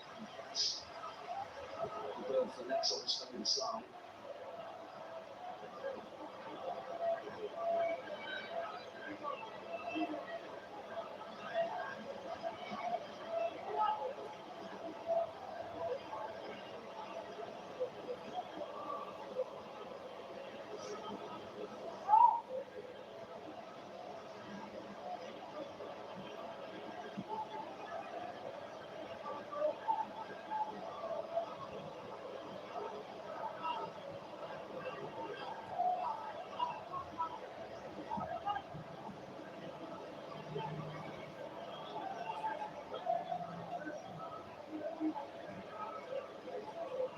Gibbs White. And the support towards Hutchinson. And it's Gibbs White. Good save from Lawrence. First piece of work he's had to do. Made himself big, was able to take it away with his leg. And now Manchester United on the counter-attack. A 4 against 3. Cunha slicking the Brian promo. Round cells off the post. They come again. Casemiro. Oh, the alarm has just gone off. I mean, I was just thinking as well, we're not really seeing much activity in either penalty box. And then all of a sudden, this little movement started by Anderson. Hutchinson, it's a great ball, and it's probably offside. If he found the back of the net, Gibbs White might have been disappointed. And then, of course, straight away, you get Cunha on the front foot, taking forward, and he's just waiting for the Mbermo run, which he sees, and then you're thinking, yeah, he's going to slot it, and remarkably finds the upright, and Forrest escapes.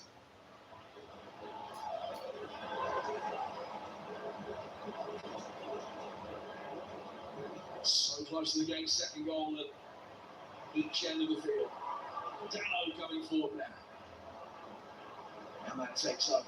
It's Forrest to the next.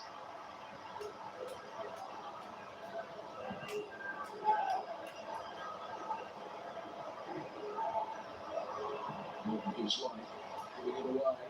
It's something that hit the post, the first chance that Forest have had.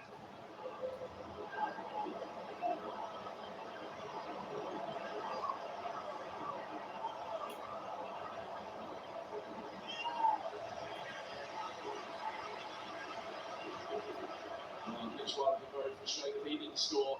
He'll be even more irate. Yeah, I mean, I think he does well because he knows the keeper is committed once he goes to ground, and there's not a lot he can do. And there was enough of a gap there for Mbergo to find the back of the net, and I think he will be a little angry with himself for not being able to manage it.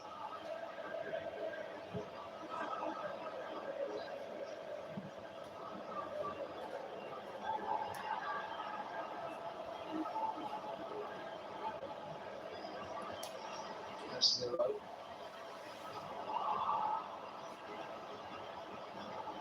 Williams going towards Igor Jesus.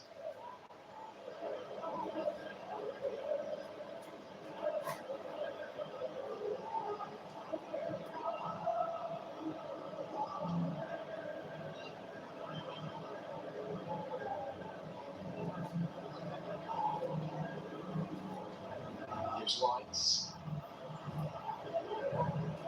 Sends for Igor Jesus. And Chris Wood in the middle. Martinez did really well. Got his angles right, able to head it away. Yeah, that was almost a very good pick out from Jesus, but so far he's been a little disappointing in trying to, pick out the right runs. Not quite happening for him just yet.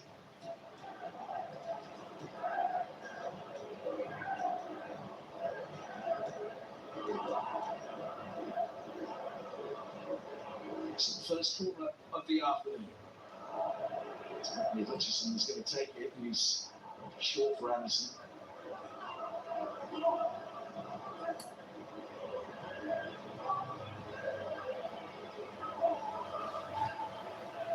Jesus. I think Martinez could. It would seem to duck as if he'd had a shout from Jesus. I think he could have dealt with it.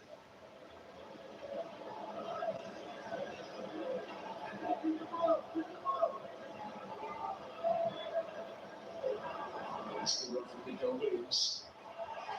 Short stepping away by Luke Shaw. That's him by Kuhn. Using the forward of the pitch as well. Now Bruno Fernandes. Just had his pocket picked there by Elliot Anderson. Forest beginning to walk to their task now. Gibbs White seeing more of the ball. Kicking good to Casemiro.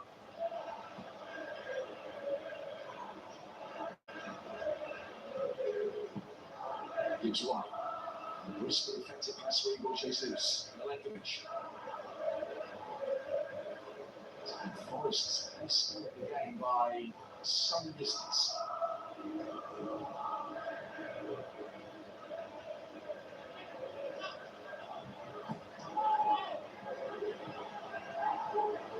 Anderson. That's another corner. Yeah, he's trying to ping it into the feet of Wood just then, and Casemiro was quickly onto it.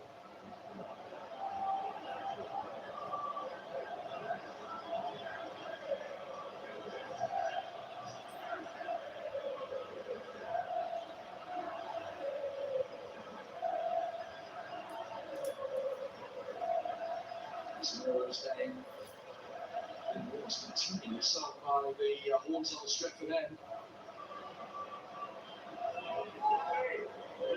These two corners that we've seen so far. Anderson take this latest one. Let's fire it in towards the far post where the defensive header was all important. Well, lucky that he couldn't kick that away. It's an important touch here from Luke Shorty. Yeah, very. Had to get there and did.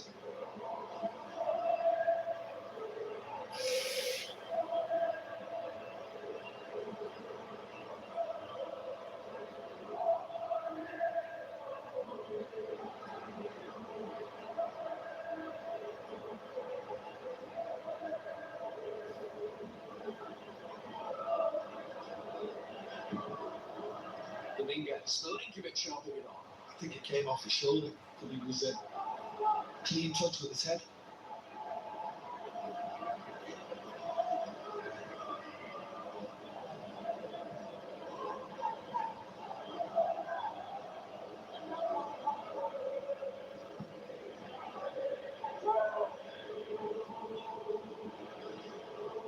So 17 goals in the last 6 games, Nottingham Forest, which is the best run in the division over that time. Shocked that version's also been the best, and haven't been the worst in the 30 matches prior to that. Certainly in the last 10 minutes, entered possession in good areas as well. It's Nets making his way forward. He's done brilliantly to hook that back and keep it alive. He's now coming a long way to meet it. And he's won the free kick. Just making it back for a legal as this is.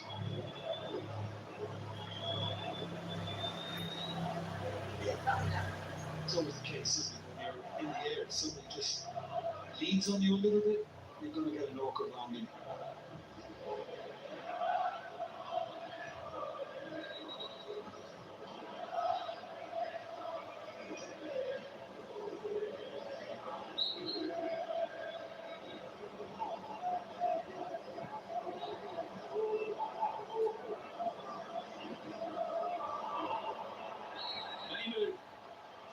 This is gone. They determined to play out for the back, and it does become a high-risk strategy at times. Robbins getting away with what I honestly thought he was going to go long, Robbins, and he didn't play the best of passes. He put Manu under a lot of pressure.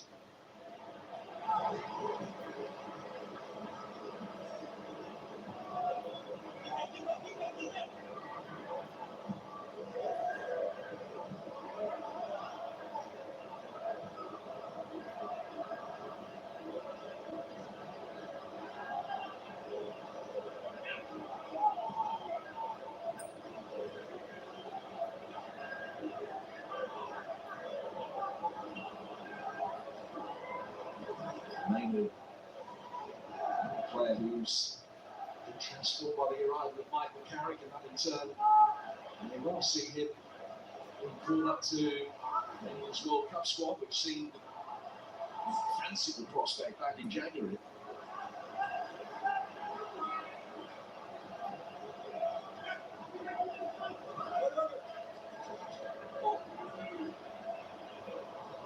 Now for Casemiro. On the goal side of Anderson, flicking it back. Dalla. Ahmad will leave that for Copenhagen.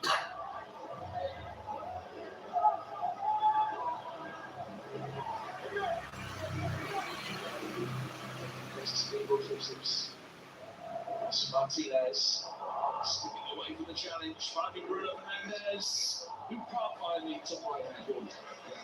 I don't think he got it out of his feet properly.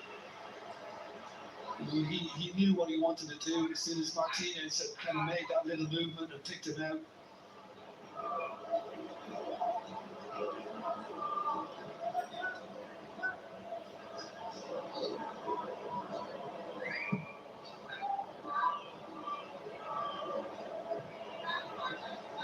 Travelling a long way to meet that. Anderson safely guarding it back from Morato. Here's Milinkovic, who's hardly missed a minute of Premier League football so far this season. He played the first half at Chelsea, playing a Europa League semi-final against Villa, but he's played every other minute of football that Forest have had.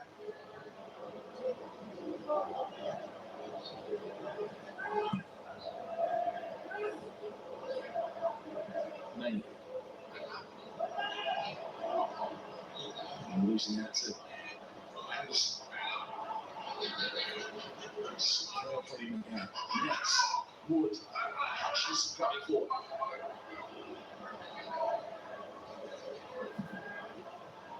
Beat by Williams. Gibbs White coming round the back. Trying a little back heel to find a corner. Free kick instead. Yeah, it was a good little battle between Gibbs White and Dalla. I kind of wondered whether it was going to go out of play a little earlier, and somehow it stayed in. And Gallo obviously knew that Gibbs White made the most of that to convince the referee. And he's been absolutely fundamental to Forest resurgence. 7 goals in his last 7 Premier League starts.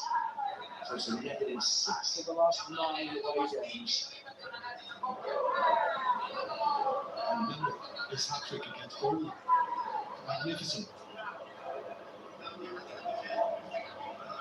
Over the 20 minutes that St. Forest season.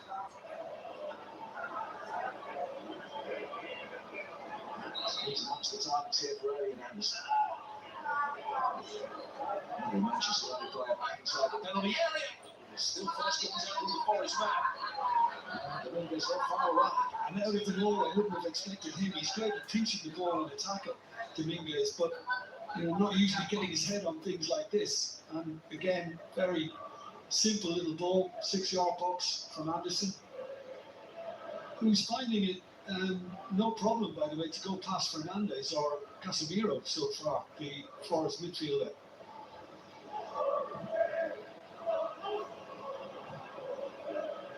Well, all those who would happy believe this is a final audition for Eddie Anderson for potentially a move to Old Trafford over the summer. They'll like what they see. He's been brought down here. The referee said no foul. He slipped. He's still down. He gives White. Try to get away from the challenge. Casemiro's won it back. So Harry Maguire got all scored. Sets up Bruno Fernandes. Morata with a vital footing. He's going to get it, but he's on a wide position. Also, this is from the Forest fans because they thought they should have had 2 free kicks in the midst of all of that. Yeah, Anderson still had his hands in the air as if to say to the referee, how did you miss that? Both he and Gibbs White.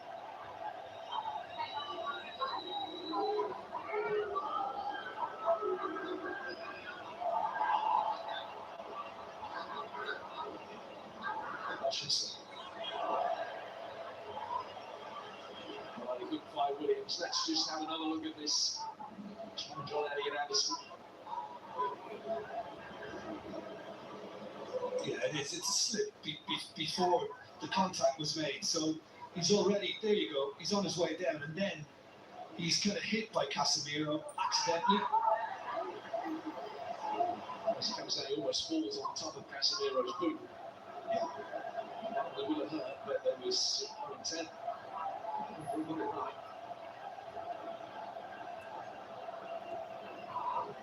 That's a nice lead from Hutchinson. And now by Williams. Maybe Sandro Martinez.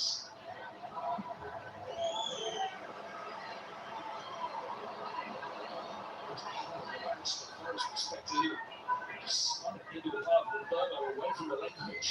Yeah, lovely from the United perspective.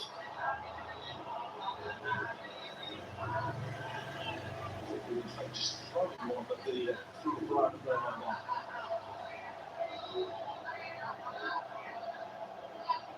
So close to the second goal of the afternoon. Shot the pen back off the post. Still has a score in his last 12 games. I think he's only had 1 shot on target in his last 12 Premier League games.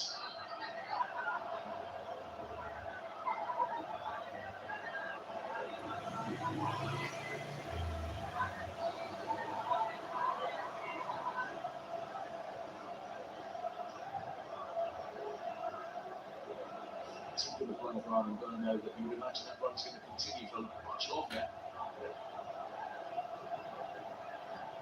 So they're right through the midfield. Bruno Fernandes ready some tensions and got there first ahead of Dominguez.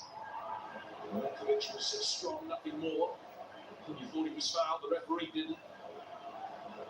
Dallo trying to nudge it back, gives White. Still very nearly got there. Harry Maguire. Nick in time for Manchester United can clear. Just about got enough on the right back.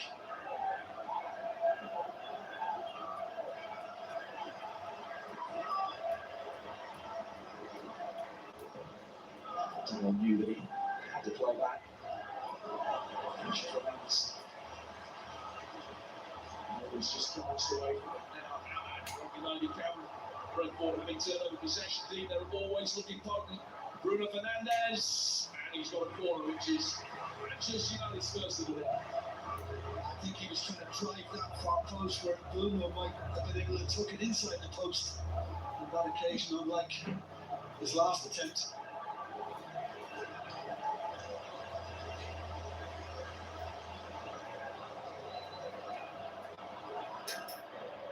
Some Maguire for Casemiro has scored a relatively high proportion of his Manchester United goals attacking deliveries like this.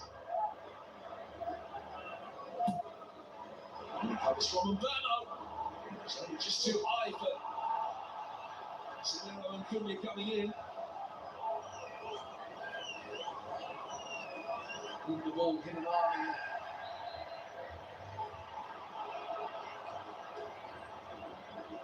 Ian Anderson is the player who's out of his mouth just for a moment. Keep your eye on the Forest number 8 here.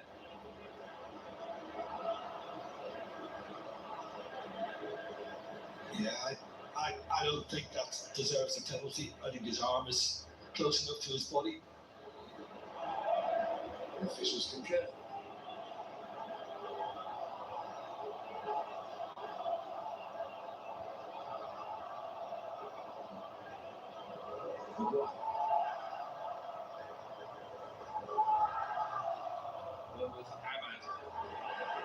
Some overture, sarcastic handball cries from the Nottingham Forest supporters.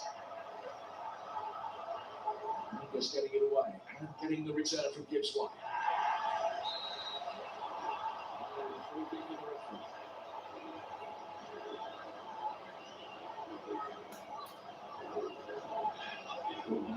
By Bobby Maybu.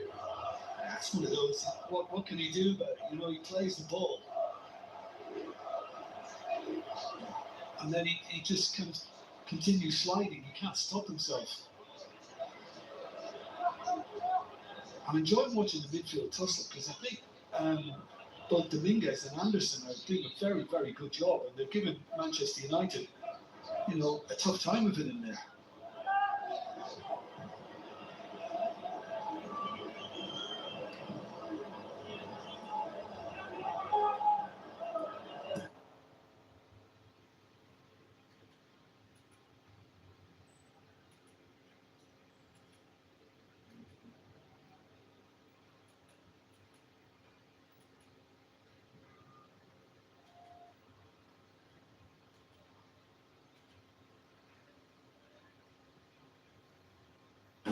Just how they changed from the early part of this Grand Prix into those crucial final laps, just to see who has been able to merge to run the best. Might not be the worst thing this for Pedro Costa.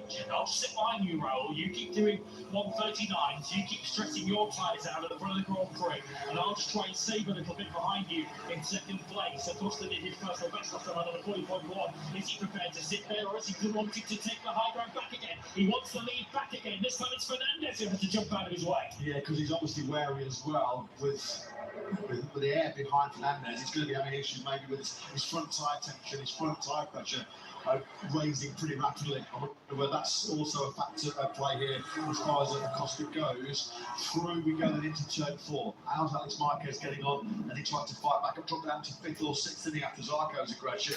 Yeah, and Alex is looking quick, he's looking strong. That's now successive laps. The only rider in this Grand Prix so far to pick on back-to-back 139s. Alex Marquez at 1.1 seconds behind Fernandes.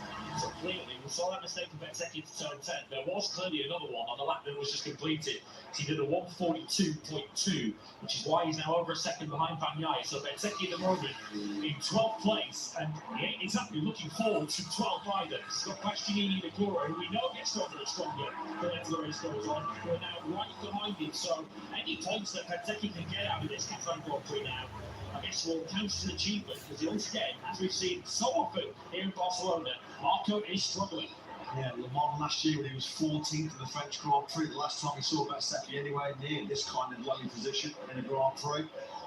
Almost feel like he's already operating in damage limitation mode at the moment, just to try and pick up a scant few points at the back of the top 15. He can just forget about this weekend, move on, and try and regroup in Magello in a couple of weeks' time. It is still Ralph Fernandez just keeping Acosta at bay. They're back in the 140.3s. Still a lot faster behind them, Alex Marquez and Jorge Martin. Fair play by Joan Zarco. He's doing a sensational job as he gets picked up, unfortunately, by Fabio Di Antonio, though. With Joan Zarco to be anywhere near this Cody battle at this early stage just shows that he is riding out of his skin at the moment. Stunning ride, and there are some 2 seconds of time up behind Zarco now. So he's in a fairly safe 6th place, back to Frankie Morbidelli, who's leading that trade involving the 2 factory Hondas. We now look at the overhead shot. Soon that helicopter shot will have 3 bikes in it, with Alex Marquez closing in. There he is on the 73. He's now within a second of the lead. Yeah, the younger Marquez seemingly starting to look very, very menacing here, isn't he? Without any question, he's closing down Fernandez and Acosta at a pretty rapid rate ahead of him. The left-hander 7 and 8 this particular section. This is where we had the big contact early on with Martin and Alex Marquez. Bit of a head shake there on the gas as Acosta went clearing towards turn 9. Alex Marquez is closing in on him, and of course Alex Marquez beat him to the sprint victory yesterday. Martin's doing pretty good lap times too in 4th place, 40.1 for him. He's also faster than the leading pair. Keep an eye on Martin, he's not out of this yet. He's just under a second behind Alex Marquez, who of course could hand further punishment to his teammate Marco Bezzecchi. Bayagura's cracking charge through from 18th to 8th in the sprint yesterday has not been replicated. The Japanese rider up the podium for the first time last weekend in Le Mans is down in 14th place. Nothing at all to see from there. Bastianini, 3rd in the Grand Prix here last September. He's been nowhere really. It's a front-running force this weekend. Acosta in the slipstream. We know how fast the KTM is in the start-finish line. Acosta is back at the front. Nothing that Fernandez can do about that at all. So as we start lap 8 of 24, it is Pedro, lap 9 rather, it's Acosta who's back in the front. Very interested to see if Acosta puts a bit of spurt on now with Fernandez between himself and Alex Marquez. Is this an opportunity for Acosta just to build a little bit of a gap ahead of the rider who I think we think is going to be his likeliest threat here, the rider in 3rd place, Alex Marquez. Key base the race is now potentially for Acosta. Just feel that Zarco's pace is just tapering off ever so slightly. A 140.8 on the last lap from Zarco. A lap he lost 5th place to Fabio Di Antonio. That was 4/10 slower than Digia, 4/10 slower than Martin, 8/10 slower than Alex Marquez. To be fair to Zarco, Alex Marquez has put anybody at the moment around this Barcelona circuit. So Zarco potentially, soon, he's not careful, will be dropping back into the 41s. He's still over 2 seconds clear though of Morbidelli. Yeah, pace already dropping into the mid-40s for the race leaders on that last lap, which I think is another reason why Costa wants to get past Ralph Fernandez, because his pace already starting to drop off a little bit. Martin and Gian Antonio, they exchanged 40.4s. Mentioned the back of the picture, 4th and 5th. Zarco hanging on in 6th.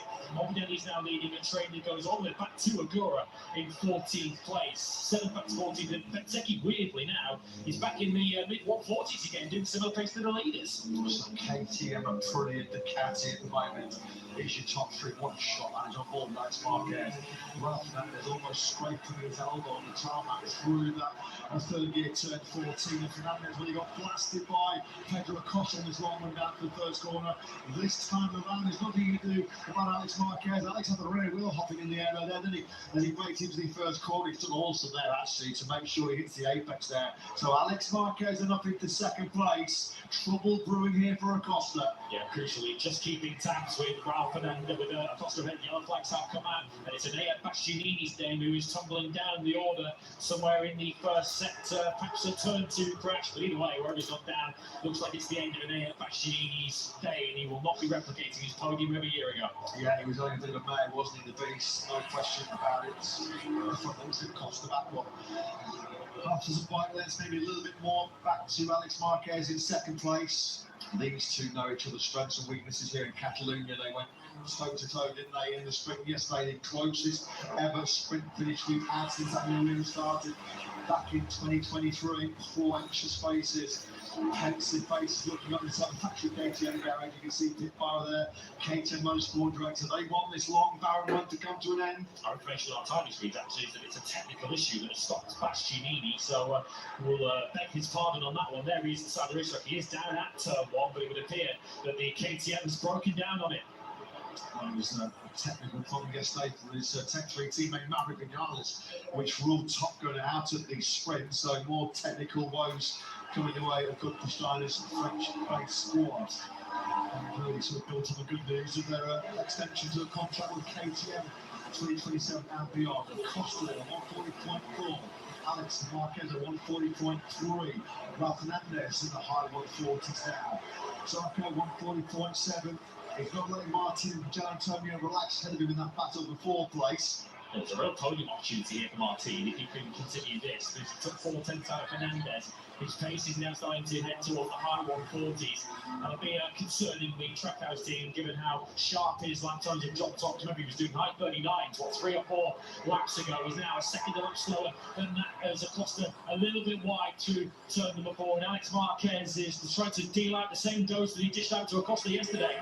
Second after his early woes, still stuck in 12th place. That's one position ahead of Ayagura. There was one position split those two last weekend in Le Mans. A very different story in the Bugatti circuit when they were second and third over the line. They're nowhere in contention for a repeat of that here this afternoon. Why Martino's certainly not out of another podium battle here in Barcelona. Fabio Quartararo losing 14th place. Quartararo has actually just slipped into the 141. So the Yamaha, who do tend to suffer anyway with a lack of rear grip, will just be exaggerated by the no grip here in Barcelona. So Quartararo is still the leading Yamaha charge at 14.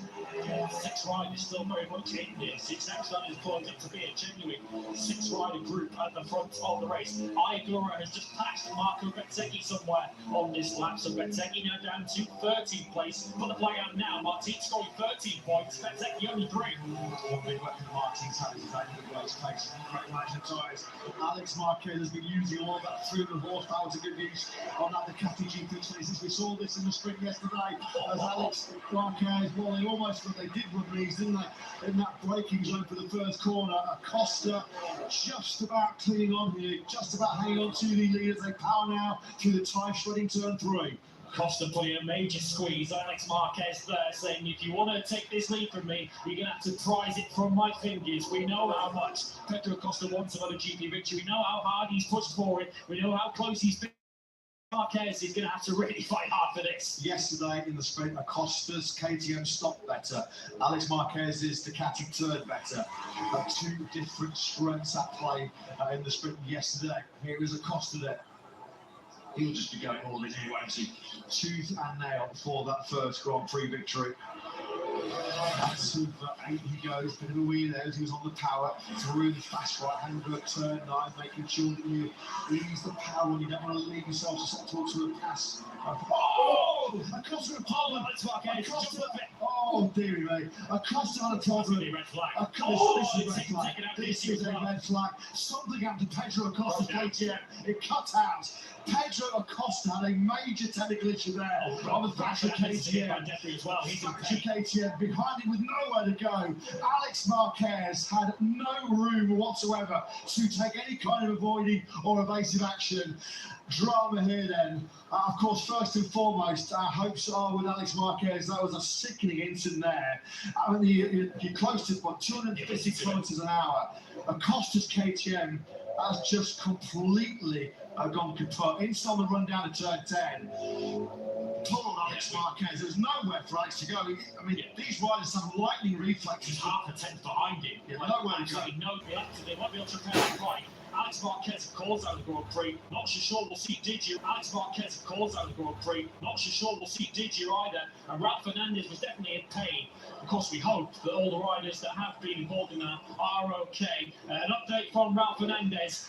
What's up with Ralph Fernandez? How much pain is he in, Jack? He's in so much pain. 3 of the team personnel had to help him off of the bike. It looks like he went straight to the right collarbone. He's in a lot of pain as Ralph Fernandez, so I imagine it's going to be very difficult to see him in a restart here.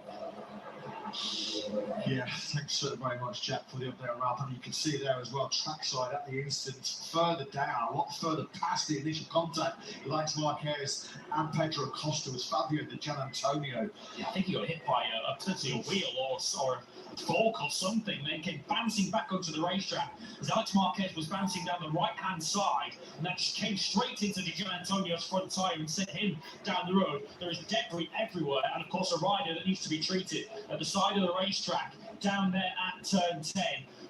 As you saw on screens there, three-quarter distance has not been completed. We were on lap 13 of 24 when the race was stopped. So we will get a restart to this Grand Prix, and there'll be the positions at the end of the last complete lap. Of course, that only includes the riders who are fit and have fit motorcycles to take the restart. Let's go quickly down to Jack for a Pedro Acosta update, Jack. Yes, second bike is being ready for Pedro Acosta. Akiyai has just gone over to his rider to check with him. Helmet off, gloves off for Acosta, and he looks okay. Doesn't look like he's picked up any injuries in that huge collision. And that second bike is ready to go for the number 37. Yeah, thanks very much, Jack. Of course, right now, our main considerations, all of our thoughts and well wishes go to Alex Marquez, winner of the closest sprint in history yesterday. As you would expect, some very concerned faces down in the VK Brazilian Racing spot. There is Danny Aldridge in the blue shirt, managing the technical director. Talking to Sebastian Maurice at KTM Tech Boss. Well, that's the best possible news. Alex Marquez, this is direct from the medical director, Dr. Angel Chartra. Alex, despite that real nasty collision with Pedro Acosta, he is reported conscious at trackside. He was immediately attended to by the best medical team in the world. I can hear, I think the fans are just sitting on the big screen to message about Alex, and that's the reason why they are applauding.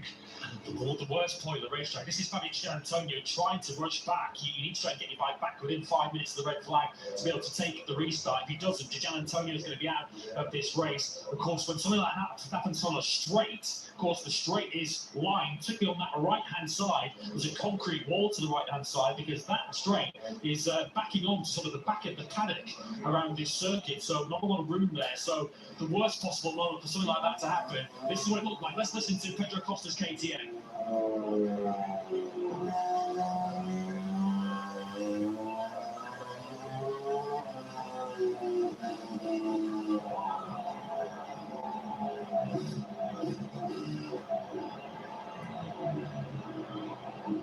Genuinely terrifying. Really super scary, isn't it? We're on board with Acosta. It's just a momentary reaction, wasn't it? Max Marquez immediately went right to try and move, otherwise he got straight at the back of that KTM. They see the deck was scattered all over the racetrack, which also brought down Gian Antonio. You're coming through that turn 9, already third gear, 130 kilometres an hour, and then about halfway down that short straight before you hit the brakes hard for turn 10, your fourth gear, just shy of 280 kilometres an hour. Acosta had not got to that point. What was striking there from the onboard, the first thought that Pedro Acosta had, you saw him there, looked to his right, it had just seemed like Brazilian Ducati, a blue blur, debris everywhere, and of course he didn't think it. Alex Marquez, let's just hope that Alex is okay. Ongoing discussion there, then down with Red Bull KTM management, Paul Trevathan, Acosta's crew chief, speaking once again to managing the technical director, Danny Aldridge. That was a good understanding there, wasn't there, of what happened to Acosta's KTM. And ultimately, you know, there are going to be riders who are going to be heading into this restart and in a little bit of pain. Of course, we hope Raul Fernandez is going to be able to take the restart. It feels unlikely at the moment. Of course, there's going to be a bit of a clean-up operation on this back street. You can just see the ambulance there, just down there by turn 10 to give Max Marquez the very latest care. We saw the damage to Gian Antonio. What about the rider? Is he fit to restart, Jack? Well, as he got off the bike, he was holding that left arm pretty loose, pretty down low. He's gone straight out the back of the box, I imagine into his office, potentially to the medical centre for a check. The officials down here have just confirmed for the team that Fabio is eligible for the restarts, but first and foremost, they need to check his body over because he didn't look 100% when he got off the bike. Yeah, so there are several riders who we are obviously aware that all riders involved in the incident are conscious. As we do get the ongoing treatment and assessment of Alex Marquez. Pedro Acosta was devastated to have played a part in that incident. Really nothing he could do at all. The engine, the KTM was still running, it just was nowhere near full power, wasn't it? It was just like the engine just died, didn't it? It just cut out almost. Nothing that Acosta could do, unfortunately. Nothing that Alex Marquez could do as well, despite, as we saw there, Alex did his level best to try and veer to the right, but he was just too close. I mean, first and foremost, in Alex's mind at that point is, well, am I close enough to attack Acosta and make the move, make the pass then going on the brakes into turn 10? The last thing any of us would have expected would have been for the rider directly headed into encounter what was clearly some kind of significant major malfunction on Acosta's RC16. In terms of an order for the restart when we get it, the standings on our screens, which of course taken Alex Marquez out of it because he wasn't running when the race was stopped. All riders, as you can see on screens, eligible for the restart except Bastianini, who retired shortly before the stoppage, and Alex Marquez, who of course crashed, having run into the back of Acosta's, breaking down KTM. So the grid, as we understand it, is the standings on our timing screens would be Acosta, Ralph Fernandez and Martin would be the front row. Then it would be Gian Antonio, Zarco and Morbidelli, Mir, Aldeguer and Marini on the third row. Then it would be Bagnaia, Agura and Bezzecchi, Quattararo, Moreira, Vinales, Miller, Rins, Toprak, Augusto Fernandez. The one rider who might be rescued a little bit to a certain extent by this is Brad Binder, who of course was way down the back of the field. He will enjoy the opportunity to restart, although of course he will not enjoy that it's cut in these circumstances.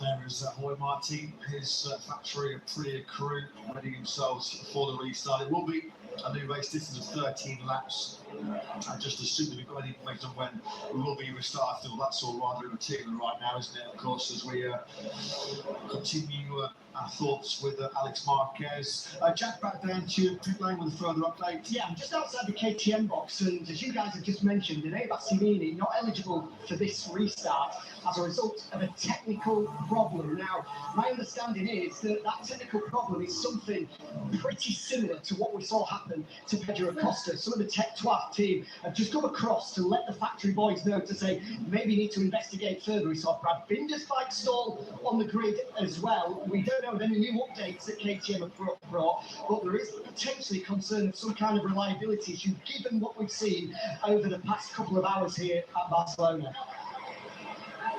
Yeah, a very valid point. Thanks very much, Jack. Race to be restarted for 13 laps. That was just a terrifying onboard shot there, wasn't it?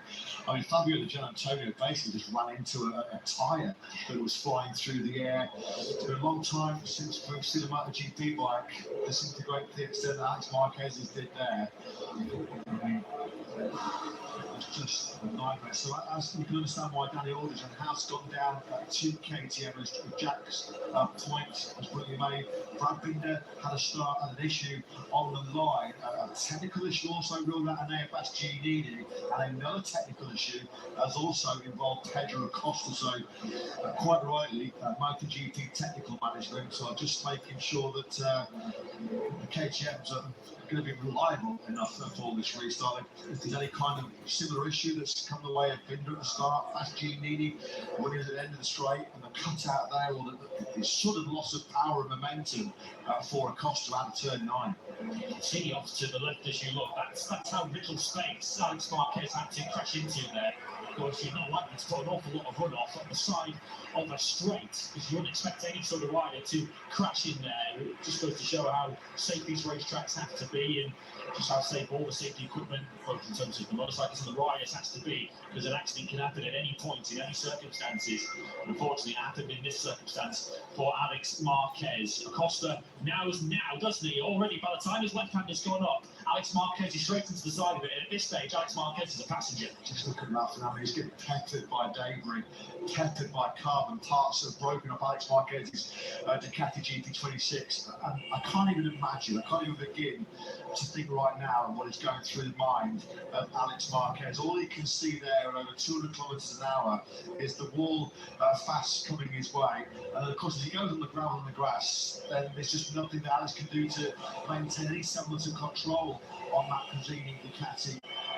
KTM already Pedro Acosta's spare bike as the extensive tune-up operation then goes on at turn 10.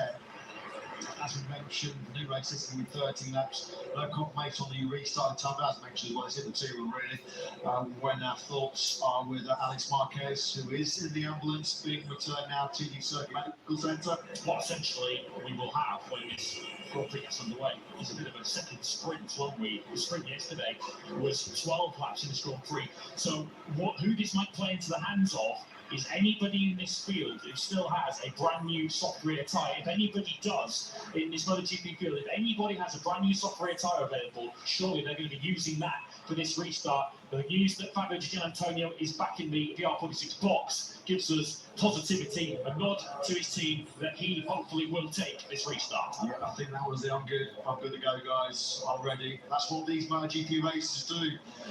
They've got this incredible ability. This is unfortunately, it's part of the game, isn't it? You get incidents like this. Thankfully, they are few and far between. But it's the mental fortitude that they can block out these moments of adversity. In a few moments' time, they'll be full gas, 360 kilometers an hour down the start-finish straight once again. Of course, they will be thinking about Alex Marquez. Let's see, Fabio Di Gianantonio. What did he see? What could he do? Nothing really. He was getting absolutely peppered as well by destroyed bodywork. And Alex Marquez is destroyed because he didn't catch it. He came bouncing back onto the circuit, didn't he? Let's go down there and get some word from through KTM on what will Enea Bastianini if they do indeed know. Nico, go on this with Jack. Yeah, Nico, did Enea explain what happened? Well, he had a technical issue. The bike basically stopped. Well, we don't know. The bike just came back. We need to check all the data what happened. Is there a concern it was a similar problem to what happened to Pedro? I have no idea. We just saw Pedro lifting the hand. Once again, we need to check the data, and the bike just arrived right now, so we need to check. Sorry, I can't understand you anymore. Thanks, Nico. Thanks to Nico going on. Pedro Costa did everything he could to try and warn the riders behind him. You saw that the moment Alex Marquez impacted his rear tyre was right at the same moment that Pedro got his left arm up to try and warn those riders behind him that he had encountered a pretty serious issue. Astra is going to be eligible for the restart. The impact, how heavy was the impact? His rear tyre completely deflated. That's how hefty it was. Yeah, they're cranking up there on that back straight between 9 and 10, well, to the thick end of 300 kilometres an hour, you'd say, before they finally break for turn 10, halfway down the straight as we await news on when this Grand Prix will get back underway. Let's rejoin Jack. Yeah, just to clear up one bit, the officials have just got into chat with the KTM technical staff, and they have confirmed to them that they are 100% sure that the technical issue of Enea Bastianini and Pedro Acosta is unrelated. So as a result, they're more than happy for Pedro Acosta to take his place in the restart. Good work as always down in pit lane, Jack. As Pedro Acosta there looks at the screens. I mean, he'll be shaken, he'll be rattled himself. Of course, nothing he could do, nothing whatsoever. Let's have a listen. We're on board with Alex Marquez.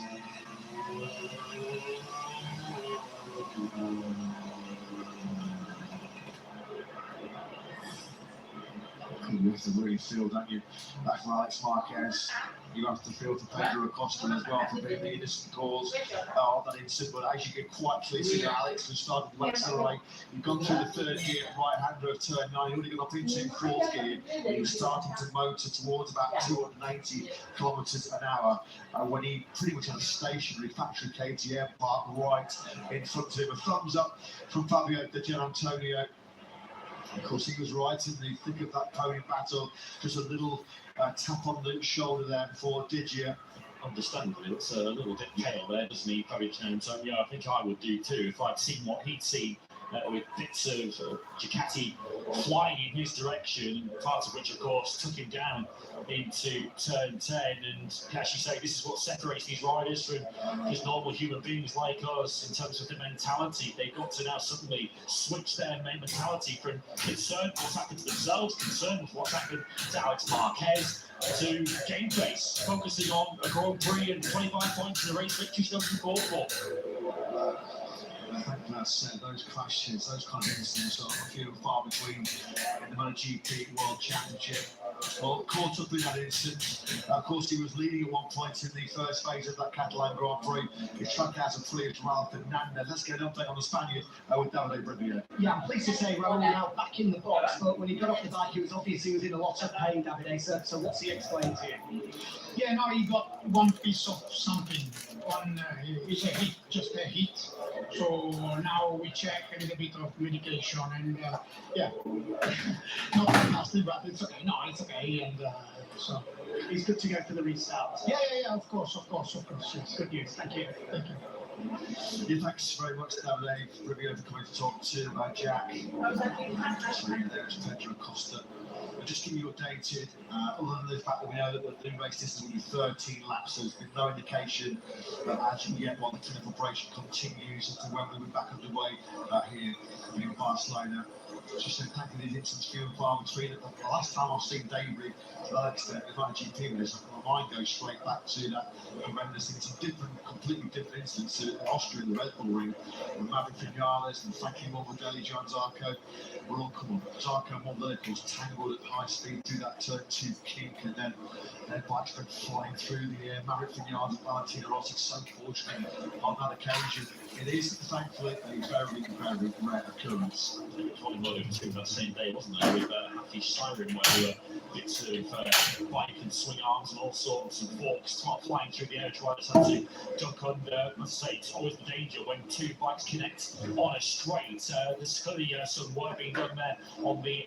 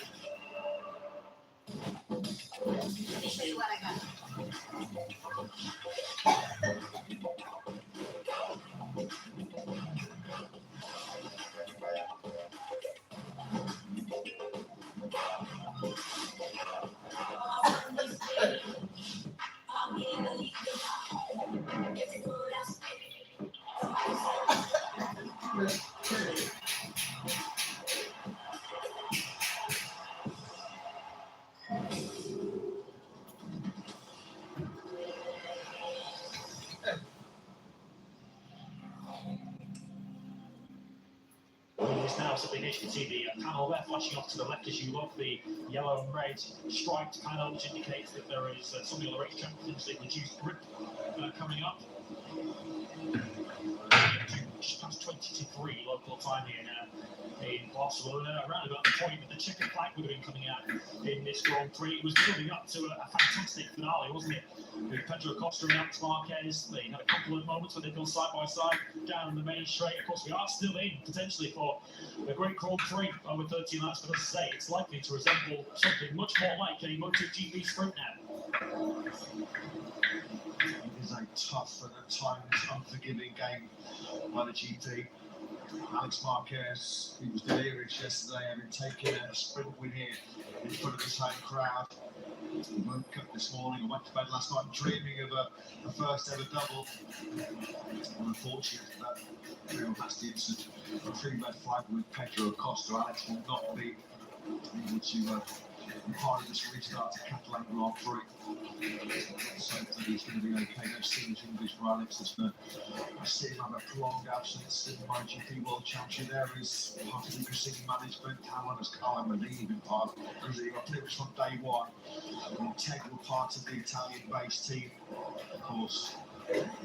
Everybody shares our thoughts and best wishes to Alex. Let's go back down to Jack in pit lane. Yeah, pit lane will be open in 5 minutes time, 14:48 local time. And as you guys might be able to see at the top of your picture, 13 laps to go. Thanks very much, Jack. So then we are hopefully going to be getting up underway in about 5 minutes time. Because we're going to red flag. Alex Marquez has been transferred to hospital for further examinations and further checks. So these are just precautionary measures as far as the former Moto3 and Moto2 world champion is concerned. Looking back now, so he's tucked up to moments in Barcelona himself, hasn't he? That horrendous first corner incident involving him and Brad Binder a couple of years ago. Quick restart procedure will be employed, which, if you've been watching us across all three classes of Grand Prix racing this season, you will be well aware of how it works, because we've seen it already on 3 occasions in Moto 2 and once in Moto 3. Riders will have 60 seconds in 3.5 minutes time. The pit lane will go green, they've got to get themselves out of pit lane. They will have 60 seconds to get themselves out of pit lane, and then back round to the grid. One mechanic from each of their teams will wait for them. Will commence for 13 laps. Will start from pole position, from ahead of Ralph Fernandez and Morgan Martin. Gian Antonio Zarco and Morgan Elliott in the row. Mia, Aldeguer, and Marini. Bagnaia, Cora, Bezzecchi is your 4th row, and Quattro, Morera, Vinales, Miller, Rins. Top track is the 6th row. And then Augusto Fernandez and this man, Brad Binder, who was due to take the initial start from 8th, but wheeled off the grid seconds before the start. We're about to see it now. He will take the restart in 20 on the grid. And at what point is it here? Yeah, even before he stops, he already realises clearly he wants the bike, wants the engine, and steps straight off the grid. Didn't even attempt to stop in his grid box. I mean, that's good work by Brad. He was not going to be involved in any kind of start, like got himself straight off the grid. Quite just confounded it wasn't running, because clearly seconds later they got it fired up and he was able to start the Grand Prix from pit lane. So just over a minute's time. 48, a couple of minutes time. Roughly there, we'll be back underway. Well, Joan Zarco, another rider that seemed to take a bit of a whack from some of the flying debris in the red flag incident. Let's get an update from Jack on the Frenchman. Yeah, you saw Joan icing the left foot after some contact with some debris, but Joan just put the boot back on with a real grimace on his face. He's clearly in some discomfort, but the helmet going back on, the Frenchman will take part in the restart. Thanks, Jack. He's one of several riders caught up in that incident that are going to be tackling this 13-lap restart. A bit of pain, a bit of discomfort. Ralph Fernandez and Fabio Gian Antonio, also nothing that they could do. They're just trying to do their level best to avoid what was left of Alex Marquez's bike, where he did bounce off the fence and started tumbling towards the middle of the circle on the run down to turn 10. Here is then your revised grid, or was. There was it. Acosta, Fernandez and Martin definitely is the front row. That's I can show you. Now you can see it. And it will be very interesting, as mentioned, to see who, if anyone, has a soft rear tyre available, because that might be the pick for this restart, given the short distance. Gian Antonio Zarco and Morbidelli is the 2nd row. Mia, Aldeguer and Marini together on row 3. With Marini, was due to take the original start, but he did in 16th place, and he's up 7. Bagnaia 10th from Agora, and Marco Bezzecchi 12th, which is, of course, exactly where he started the original Grand Prix. Quattraro, Morera and Vinales on the 5th row. Vinales was already in 3. KTM running, Miller and Rins and Top Rat next up ahead of Augusto Fernandez and Brad Binder in 20th place. So 2 riders do not take the restart for different reasons, but both very obvious. And Air Fascianini, who had already broken down, therefore is not eligible to take the restart because he was no longer running. And Alex Marquez, who is on his way to hospital, we sent him on our very best for further examinations after that collision with the stuttering KTM of Pedro Acosta, who was leading the race and will therefore be leading the grid. He will start from pole position. For this restart, pit lane is now open and will be open for another 15 seconds for the 20 riders that remain to take the restart of this Grand Prix.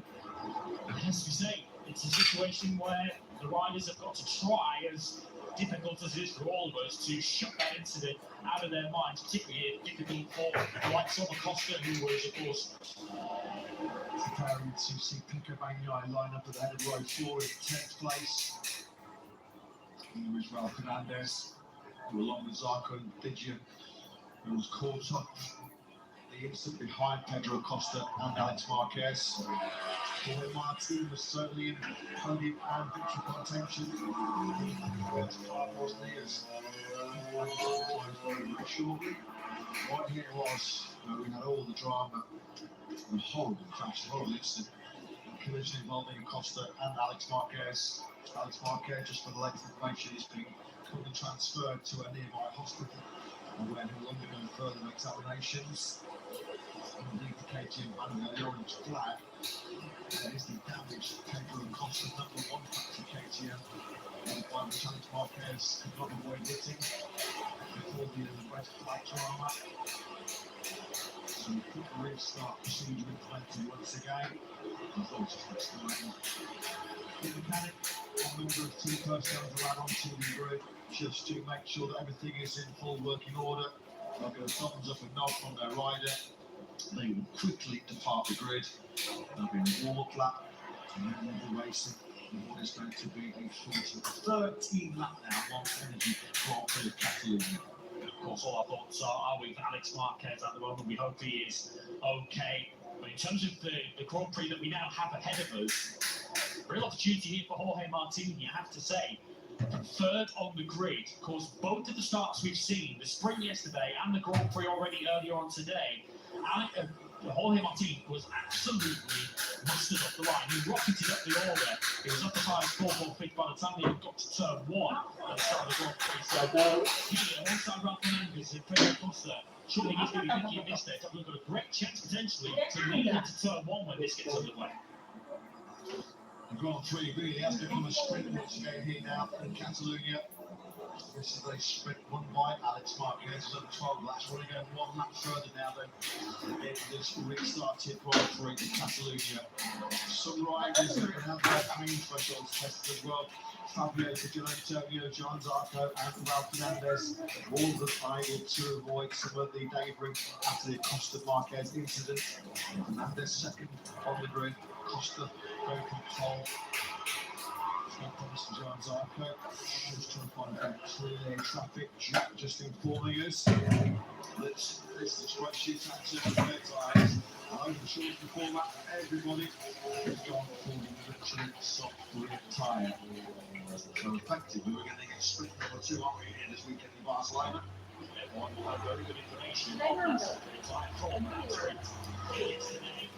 Pedro Acosta, they still, of course, have that opportunity, which is still being afforded to him after the collision, which he was certainly in the central figure 2, but having got himself back into pit lane, which was the crucial element of that, getting himself back into pit lane with some assistance from riders behind him, that left him eligible to take this restart. Of course, the one rider that really did push him yesterday is no longer on the grid. Alex Marquez will not take this restart. So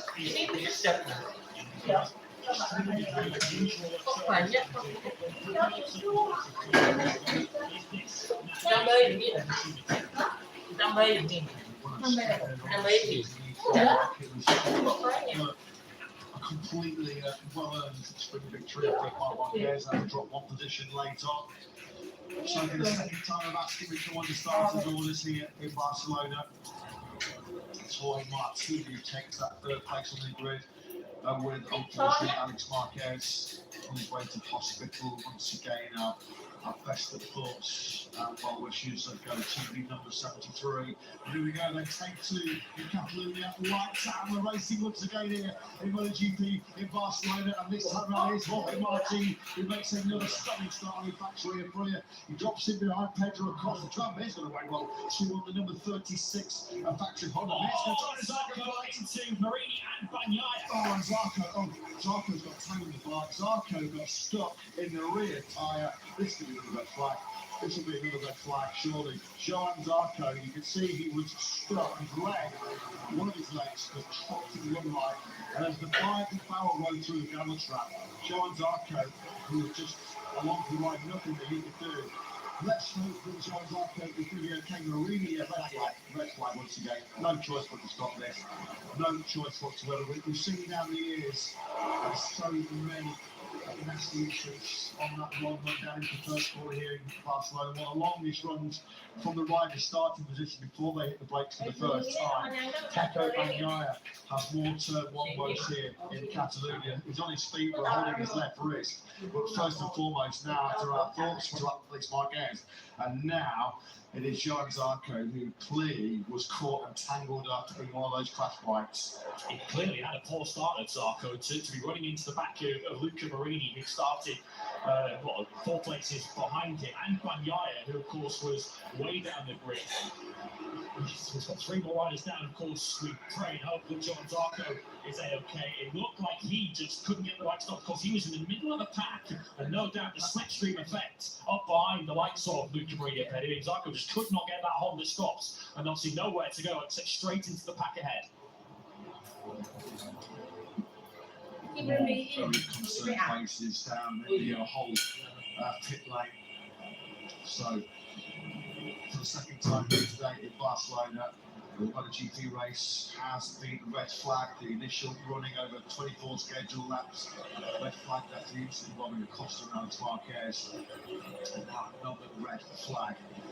This time around, Italians Pecco Bagnaia and Luca Marini involved. Poor old Johan Zarco as well. Remember a nasty first corner incident in 2006, Marco Melandri getting tangled up in a bike as well. A few years ago, when he lost control of his LCR Honda, his head contacted with the rear tyre of Pecco Bagnaia's Ducati on that occasion. Bagnaia trying to get that bike back onto the racetrack. Of course, less than 3 laps completed, so we will go back to the original grid positions. Of course, those riders that are eligible to take the restart. Of course, it's often the case, isn't it? One red flag often breeds another. It just heightens the tension for everyone out there on the racetrack. Medical director info, all riders are conscious. We can see 2 of them there, of course, Luca Marini and Pecco Bagnaia, who certainly, we saw Pecco holding his left arm a little bit, but otherwise he would appear to be okay, and his focus now is on getting himself back to the pitch. You already saw the Vantage Ducati team preparing his second bike. And Luca Marini, of course, on his Honda, he's also trying to plot the easiest way back to the pit, so he can take part in the restart. So back in the track house, through the garage goes Aguirre. There is Marini. We've already seen Pecco Bagnaia making his way back to paddock on the back of the scooter. There is Marini. You can just see him in the picture. Great start by his fellow factory Honda rider Joan Mir around the outside. We're on board at the moment with the factory brilliant World Champion leader Marco Bezzecchi. He's got Ralph Fernando directly ahead of him, and unfortunately Johan Zarco just in way too hot, makes contact with Marini's rear tyre. So it looks like Zarco actually got caught up and tangled with his own bike, and on the outside, a month later on time, it was Pecco Bagnaia who also got collected in that incident. Danny Aldridge then now, the MotoGP technical director, in a bit of a summit there.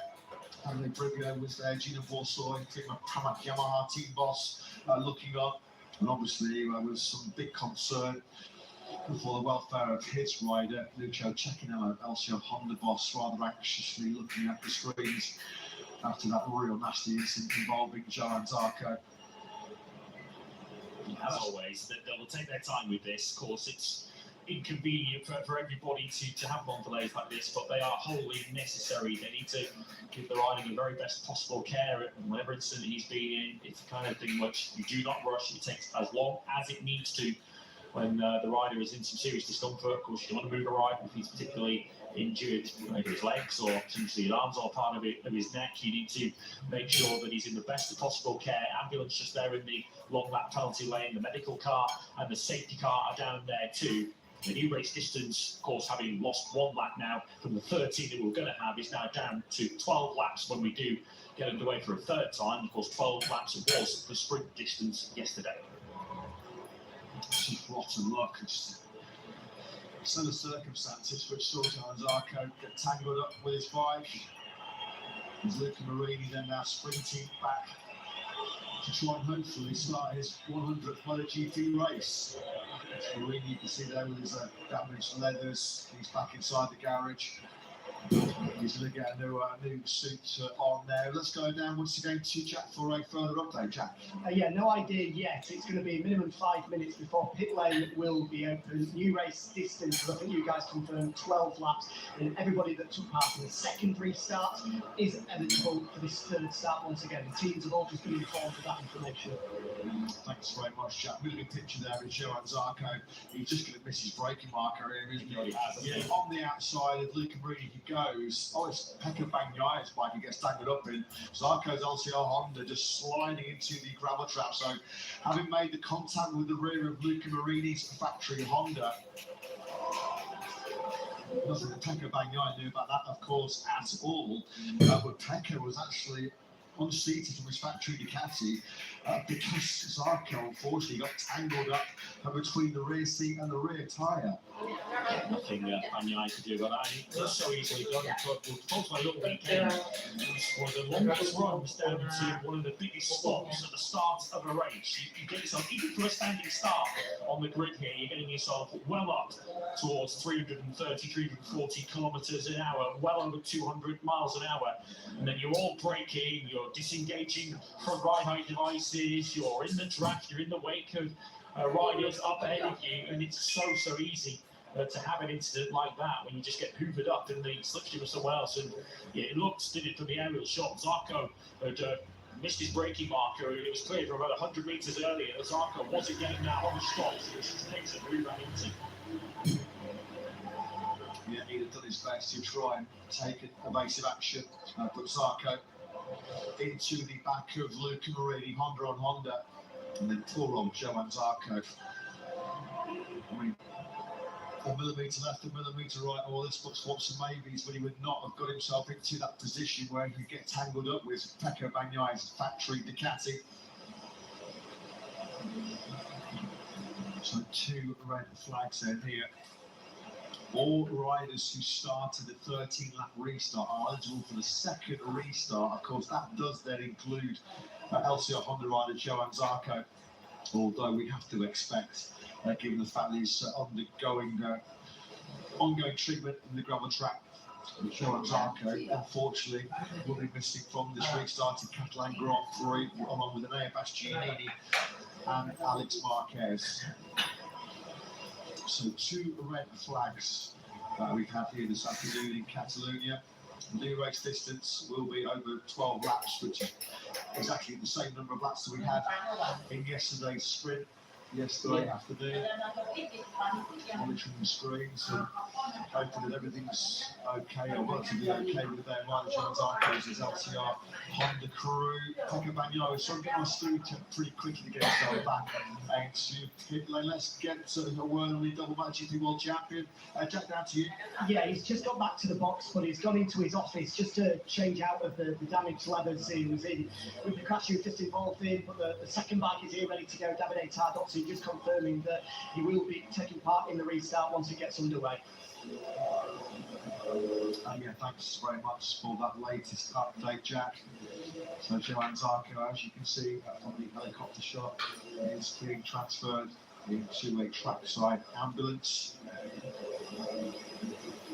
Of course, as always, race officials here very quick to act with the red flag. There were medical staff marshals on the scene almost immediately once Johan Zarco had come to arrest in that turn 1 gravel trap.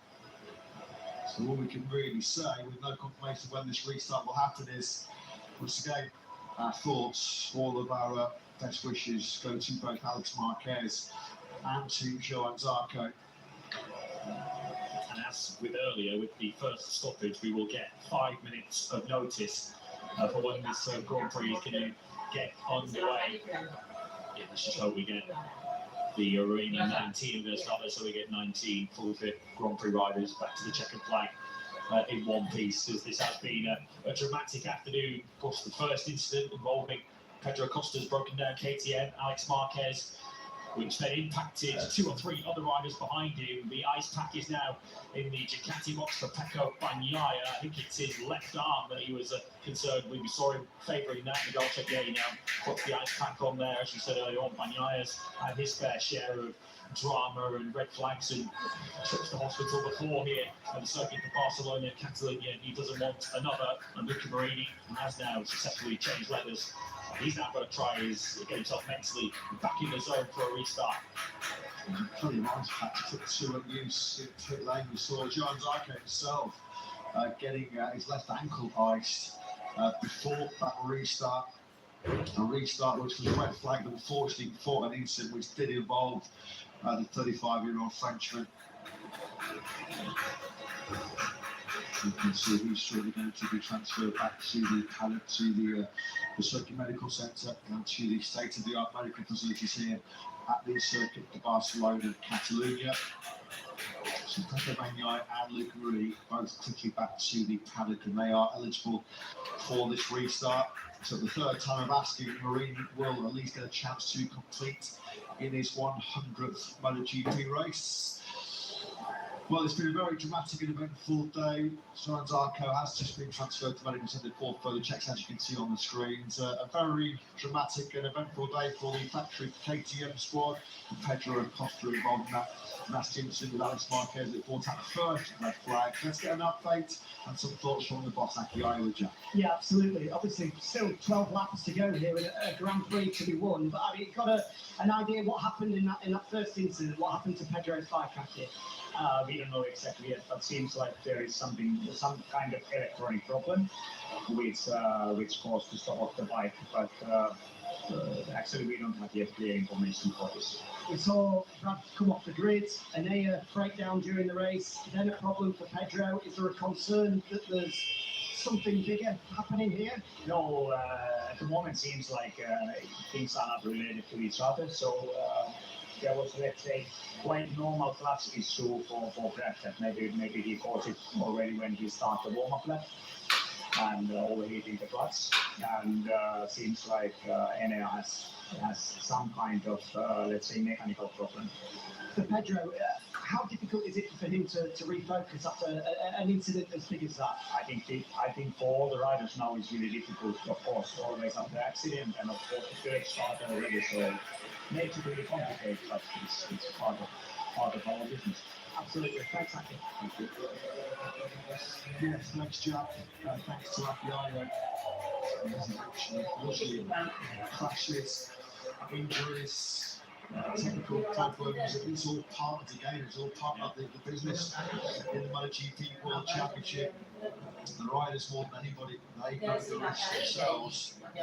You ask them, they would not want to living any other way other than racing the fastest motorcycles in the world. So this is latest information. And the pit lane will reopen. The pit lane will open at 15:12 at local time.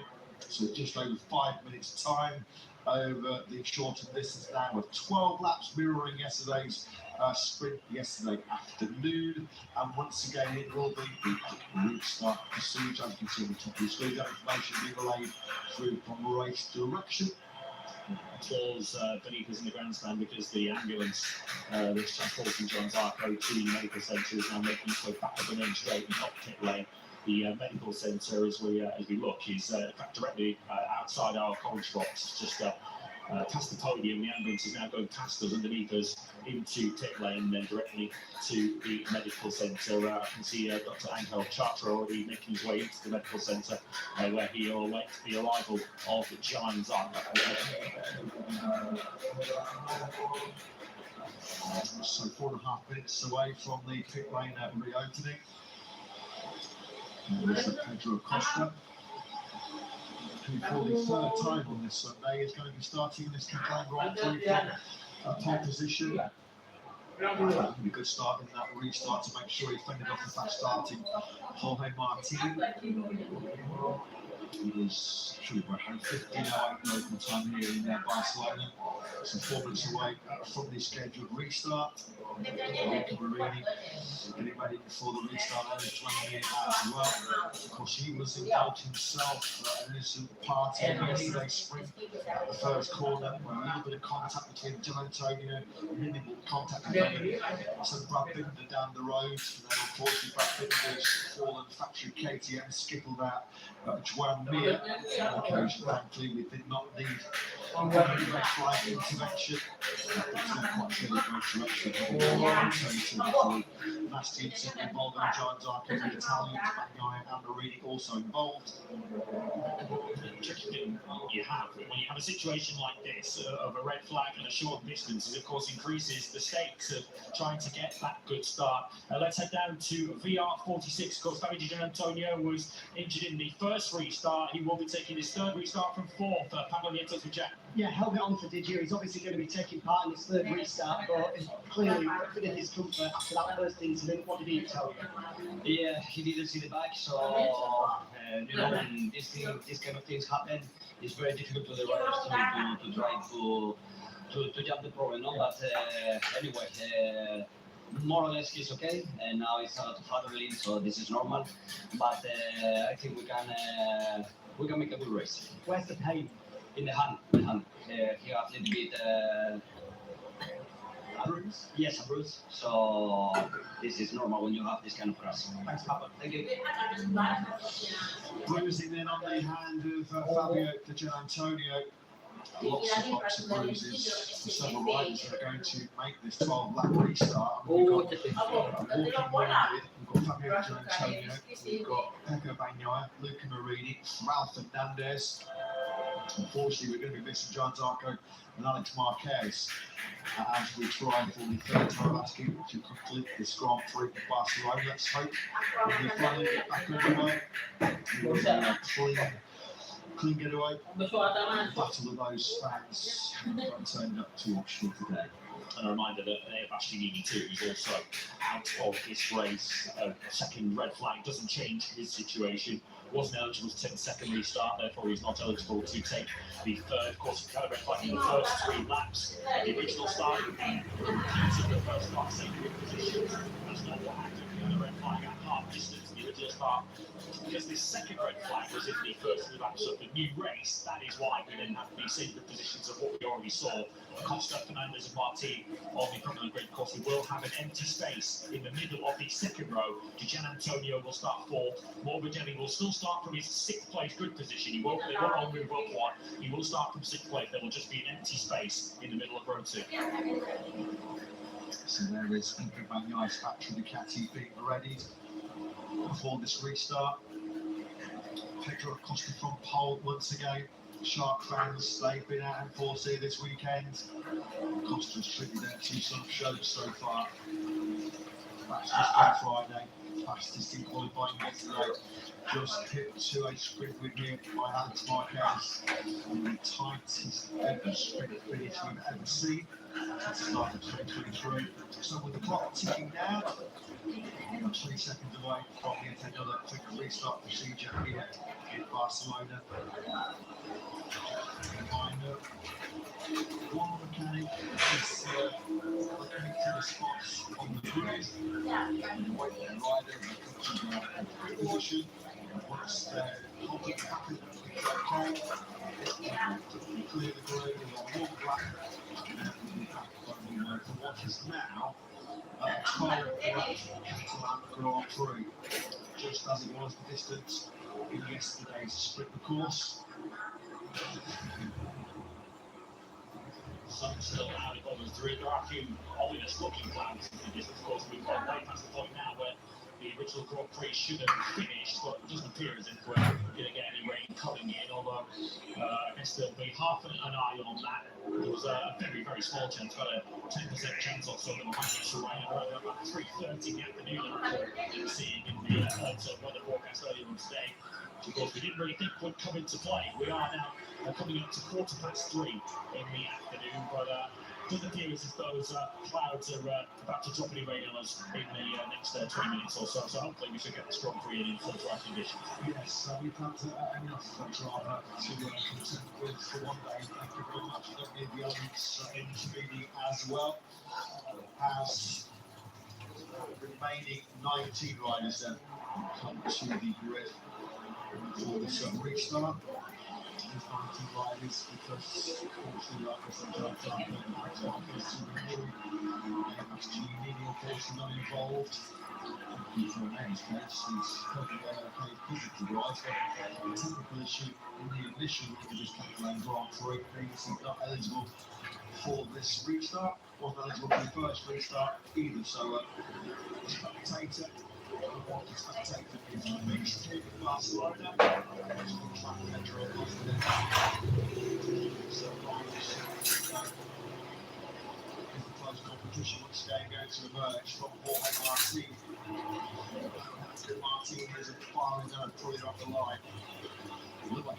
actually got ahead of Costa on that first restart on the run down to the first corner. Costa then did get the whole shot before there was all the drama that unfolded behind the top two Spaniards. So coming to the middle of that front row of the grid goes, well, Fernandez. If you're wondering why there's the space there in P5, unfortunately that should have been occupied by Joan Zarco. And as we know, he has been ruled out. He's undergoing treatment in the Circuit Medical Centre. That's why there's a gap there. On the second row of the grid, in between the two politics to captains of Gian Antonio and Morgan.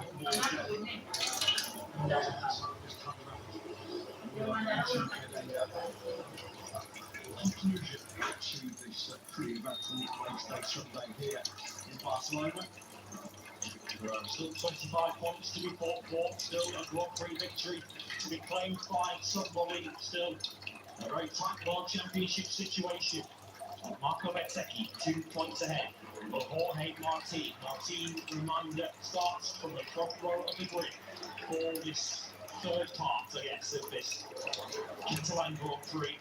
Marco Bezzecchi, he is back on the fourth row, which is where he was around about an hour and a quarter ago when the first part of this Catalan Grand Prix got off the way 1-4 with Jorge Martin. Nobody got a chance to see it, but he was had that brilliant hitch start and he picked up some sort of issue himself all the way down to turn one, still entered and then dropped back into the pack ever so slightly. So here's another opportunity now from the outside of the front row. And right of me, Alfie and Marini are in that third row, that empty space, so we'll enable them to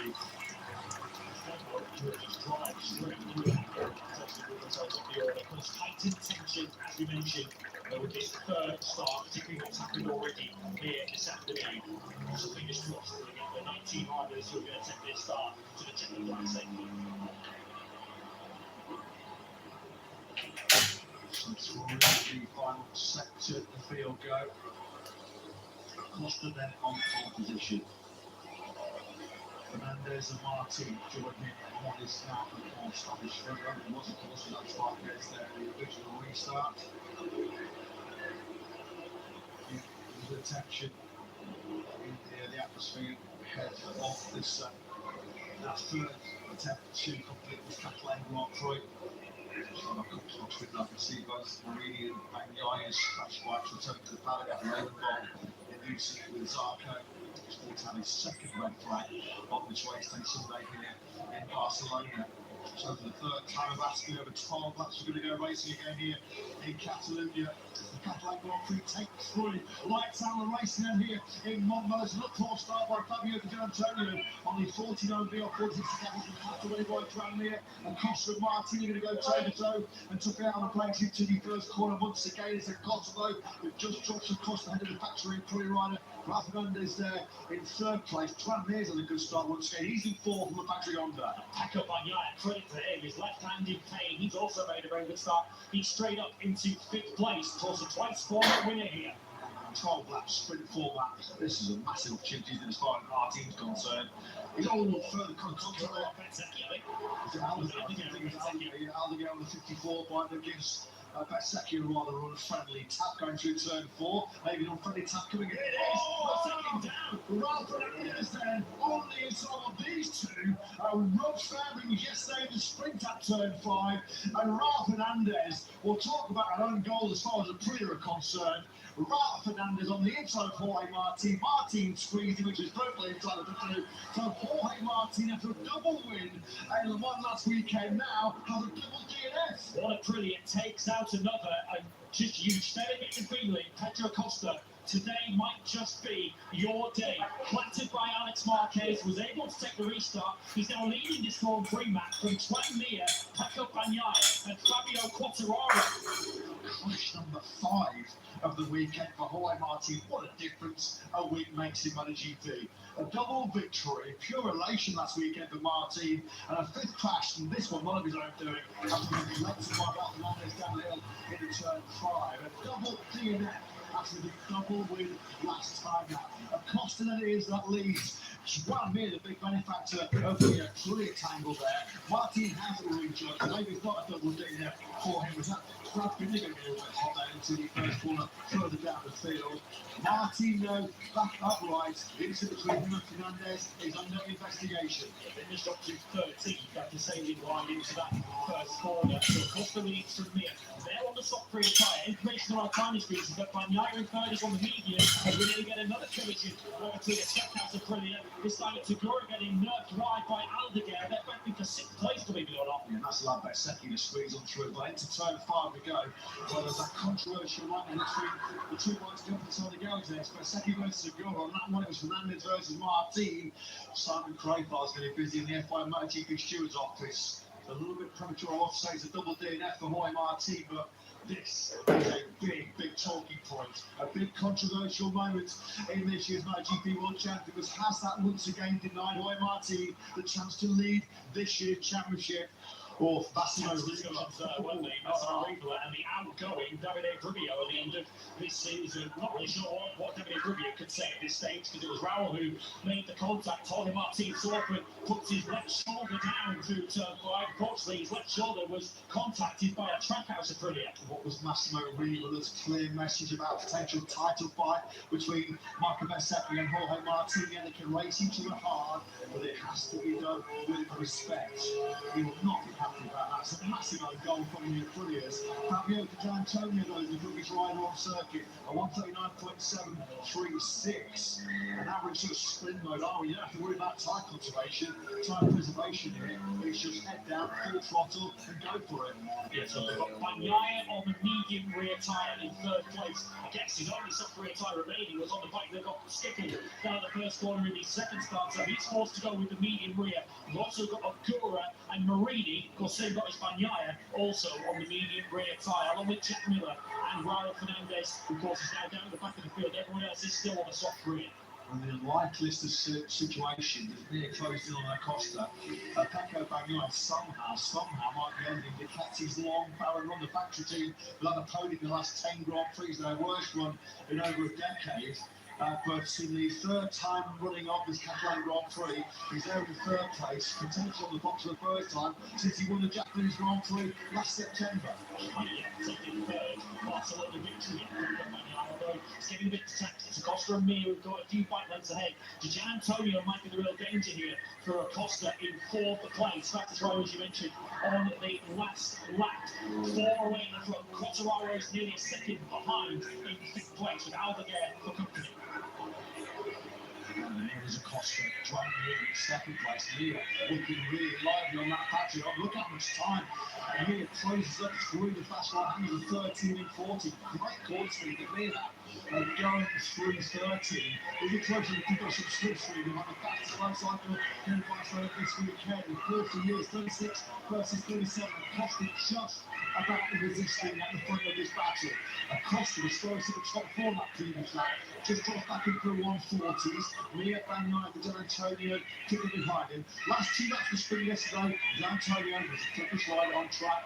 Once again, right now, he's the fastest rider in this shortened Grand Prix. Of course, what would have been a mindset is looking after your tyres. I'm sure they were thinking about that in this shortened 12-lap distance. You just got to go for it and just hope for the best. 4 away at the front. As we've now got Agura and Bezzecchi closing in on that Aldeguer Quartararo battles on the shoot. So Bezzecchi in 8th place. And of course, if Martin still running at the back of the field, all of a sudden it's swung round for Marco Bezzecchi to extend his World Championship lead. Bezzecchi is not going to believe how he somehow is going to come off the World Championship lead at the end of this Catalan Grand Prix. He was losing the lead yesterday when Jorge Martin crashed out victory contention. No further action there taken into Jorge Martin and Fernandez. Racing incident, but an incident which is going to be a major talking point as far as the Aprilia are concerned. And Di Giannantonio comes from a long, long way back on the inside with Pecco Bagnaia. Puts it up into P3, and now this could spell trouble as far as Acosta and Mir are concerned, because once Digit can get into his rhythm, well, we know how quick he was in the spring yesterday. This is effectively another sprint here at Barcelona, and now having worked his way through on Bagnaia, we know he's got the pace to get ahead of the two Spaniards. Remember, it's so easy to forget so much has happened because he was taken down in the first red flag when Victor Marquez's flag was spected in his direction. 140.0 for both Mir and Antonio Alvarez in the 39s down in fifth place. He might not be out of this either yet. Of course, we've got Acosta at the front. Never won a MotoGP race. Juan Mir's only won once. And that was, of course, all the way back in 2020 in Valencia. Fabio Di Giannantonio himself, of course, he's only taken one MotoGP victory. Qatar a few years ago. Factory Honda team hasn't won since Marc Marquez won the Emilia Romagna Grand Prix 5 years ago in 2021. It's all there for the taking potentially as far as Mir goes. And through turn 4 we go. And Mir trying to find a way through on Acosta. 5 of 12, halfway around this split lap, approaching halfway distance. Agura comes from a long, long way back. On the inside of Fabio Quartararo, slightly through the one Agura, and what we saw from his teammate Fernandez on Martin in a controversial collision at the start of this Grand Prix. He's up into 6th place now. Is Agura, so KTM versus Honda versus Ducati versus Ducati. The top 4 and 4 rider group that is away at the front of the moment. Bagnaia not able to make much of an indent in the 3 up ahead of him.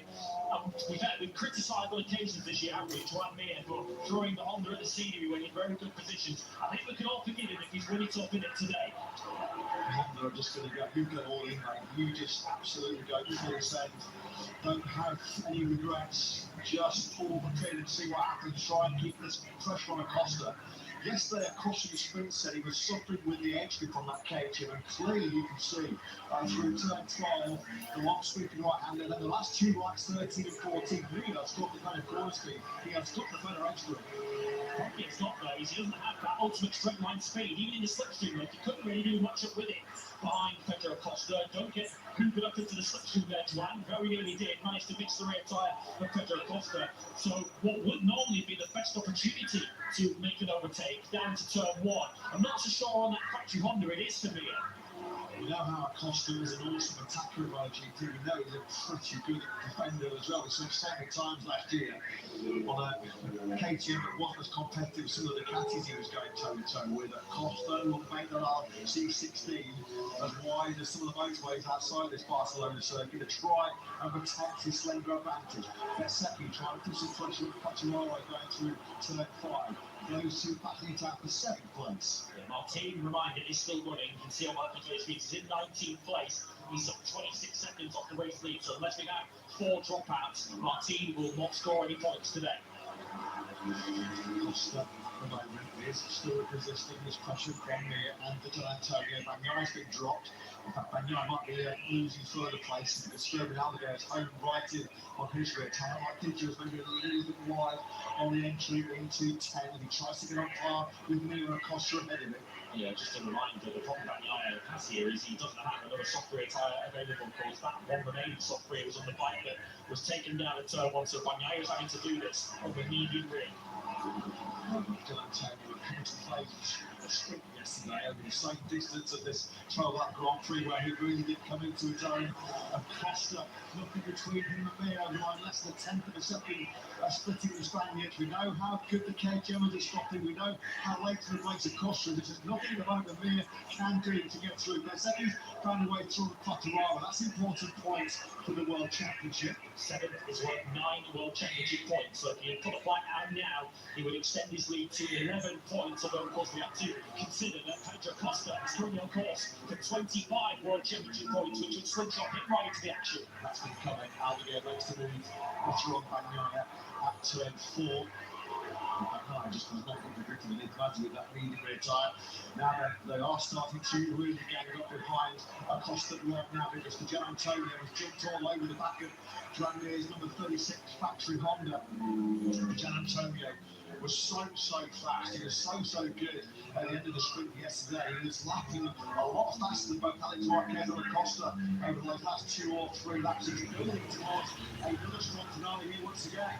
Well, we've heard Pedro Acosta described as an animal. The voice didn't have to be here. Got on for a moment. Mir was thinking about it into turn 10. Remember that incredible defence that Acosta put up in Indonesia last year when he pretty much backed up the whole race behind it. He would quite happily sign for another one of those right now. his first MotoGP success in his crash. Can you imagine being taken away by all people? Juan Mir on a factory Honda arriving. He was in excess of 50 DNFs in sprinting Grand Prix. On the last year 213 beat. Mir though is well and truly in the game. We believe he's another Ducati 850cc machine next year at Gresini. Occupying his mind right now, trying to find a way through on Pedro Acosta's KTM. The KTM we know is super rapid down the start-finish straight. You have to be bold to make a move on Acosta on the way to the turn one. Mir at the moment just can't find that way through as now Aguirre picks up Bagnaia. Chance Aguirre too, because he's also the medium retired, just in a 39.936. He's the fastest rider on the racetrack at the moment. Acosta is just going to hump the inside of the racetrack, forcing Juan Mir to go the long way around. But is he going to go into her? Mir's going to sniff an opportunity now. Aguirre's chipping up over the back, aren't they, of Acosta right now. We saw Acosta suffer with pace sort of around the half-distance point of yesterday's sprint before. He had a real late flurry as well, so it's not a case of if Mir and Digit do get through on number 37, it's going to be game over for Acosta. But boy, you see under some massive pressure right now. Humongous pressure being thrown at him by both Mir and the Gian Antonio. Antonio, he wants to make his move, he needs to make it soon. Here comes that move, looking at second place, past Mir. This is possibly with your Acosta and KTM because, as mentioned, Gian Antonio is lightning from yesterday's sprint. Now he finally worked his way through one Mir. He has given himself plenty of time. He's given himself 4 laps for a couple of corners here now to really pass Acosta. It's how much of the play. Acosta loses a first victory to Juan Mir. Maybe one thing about Juan is he loses it to all people. Why he passed her and gave him a stare in the last week.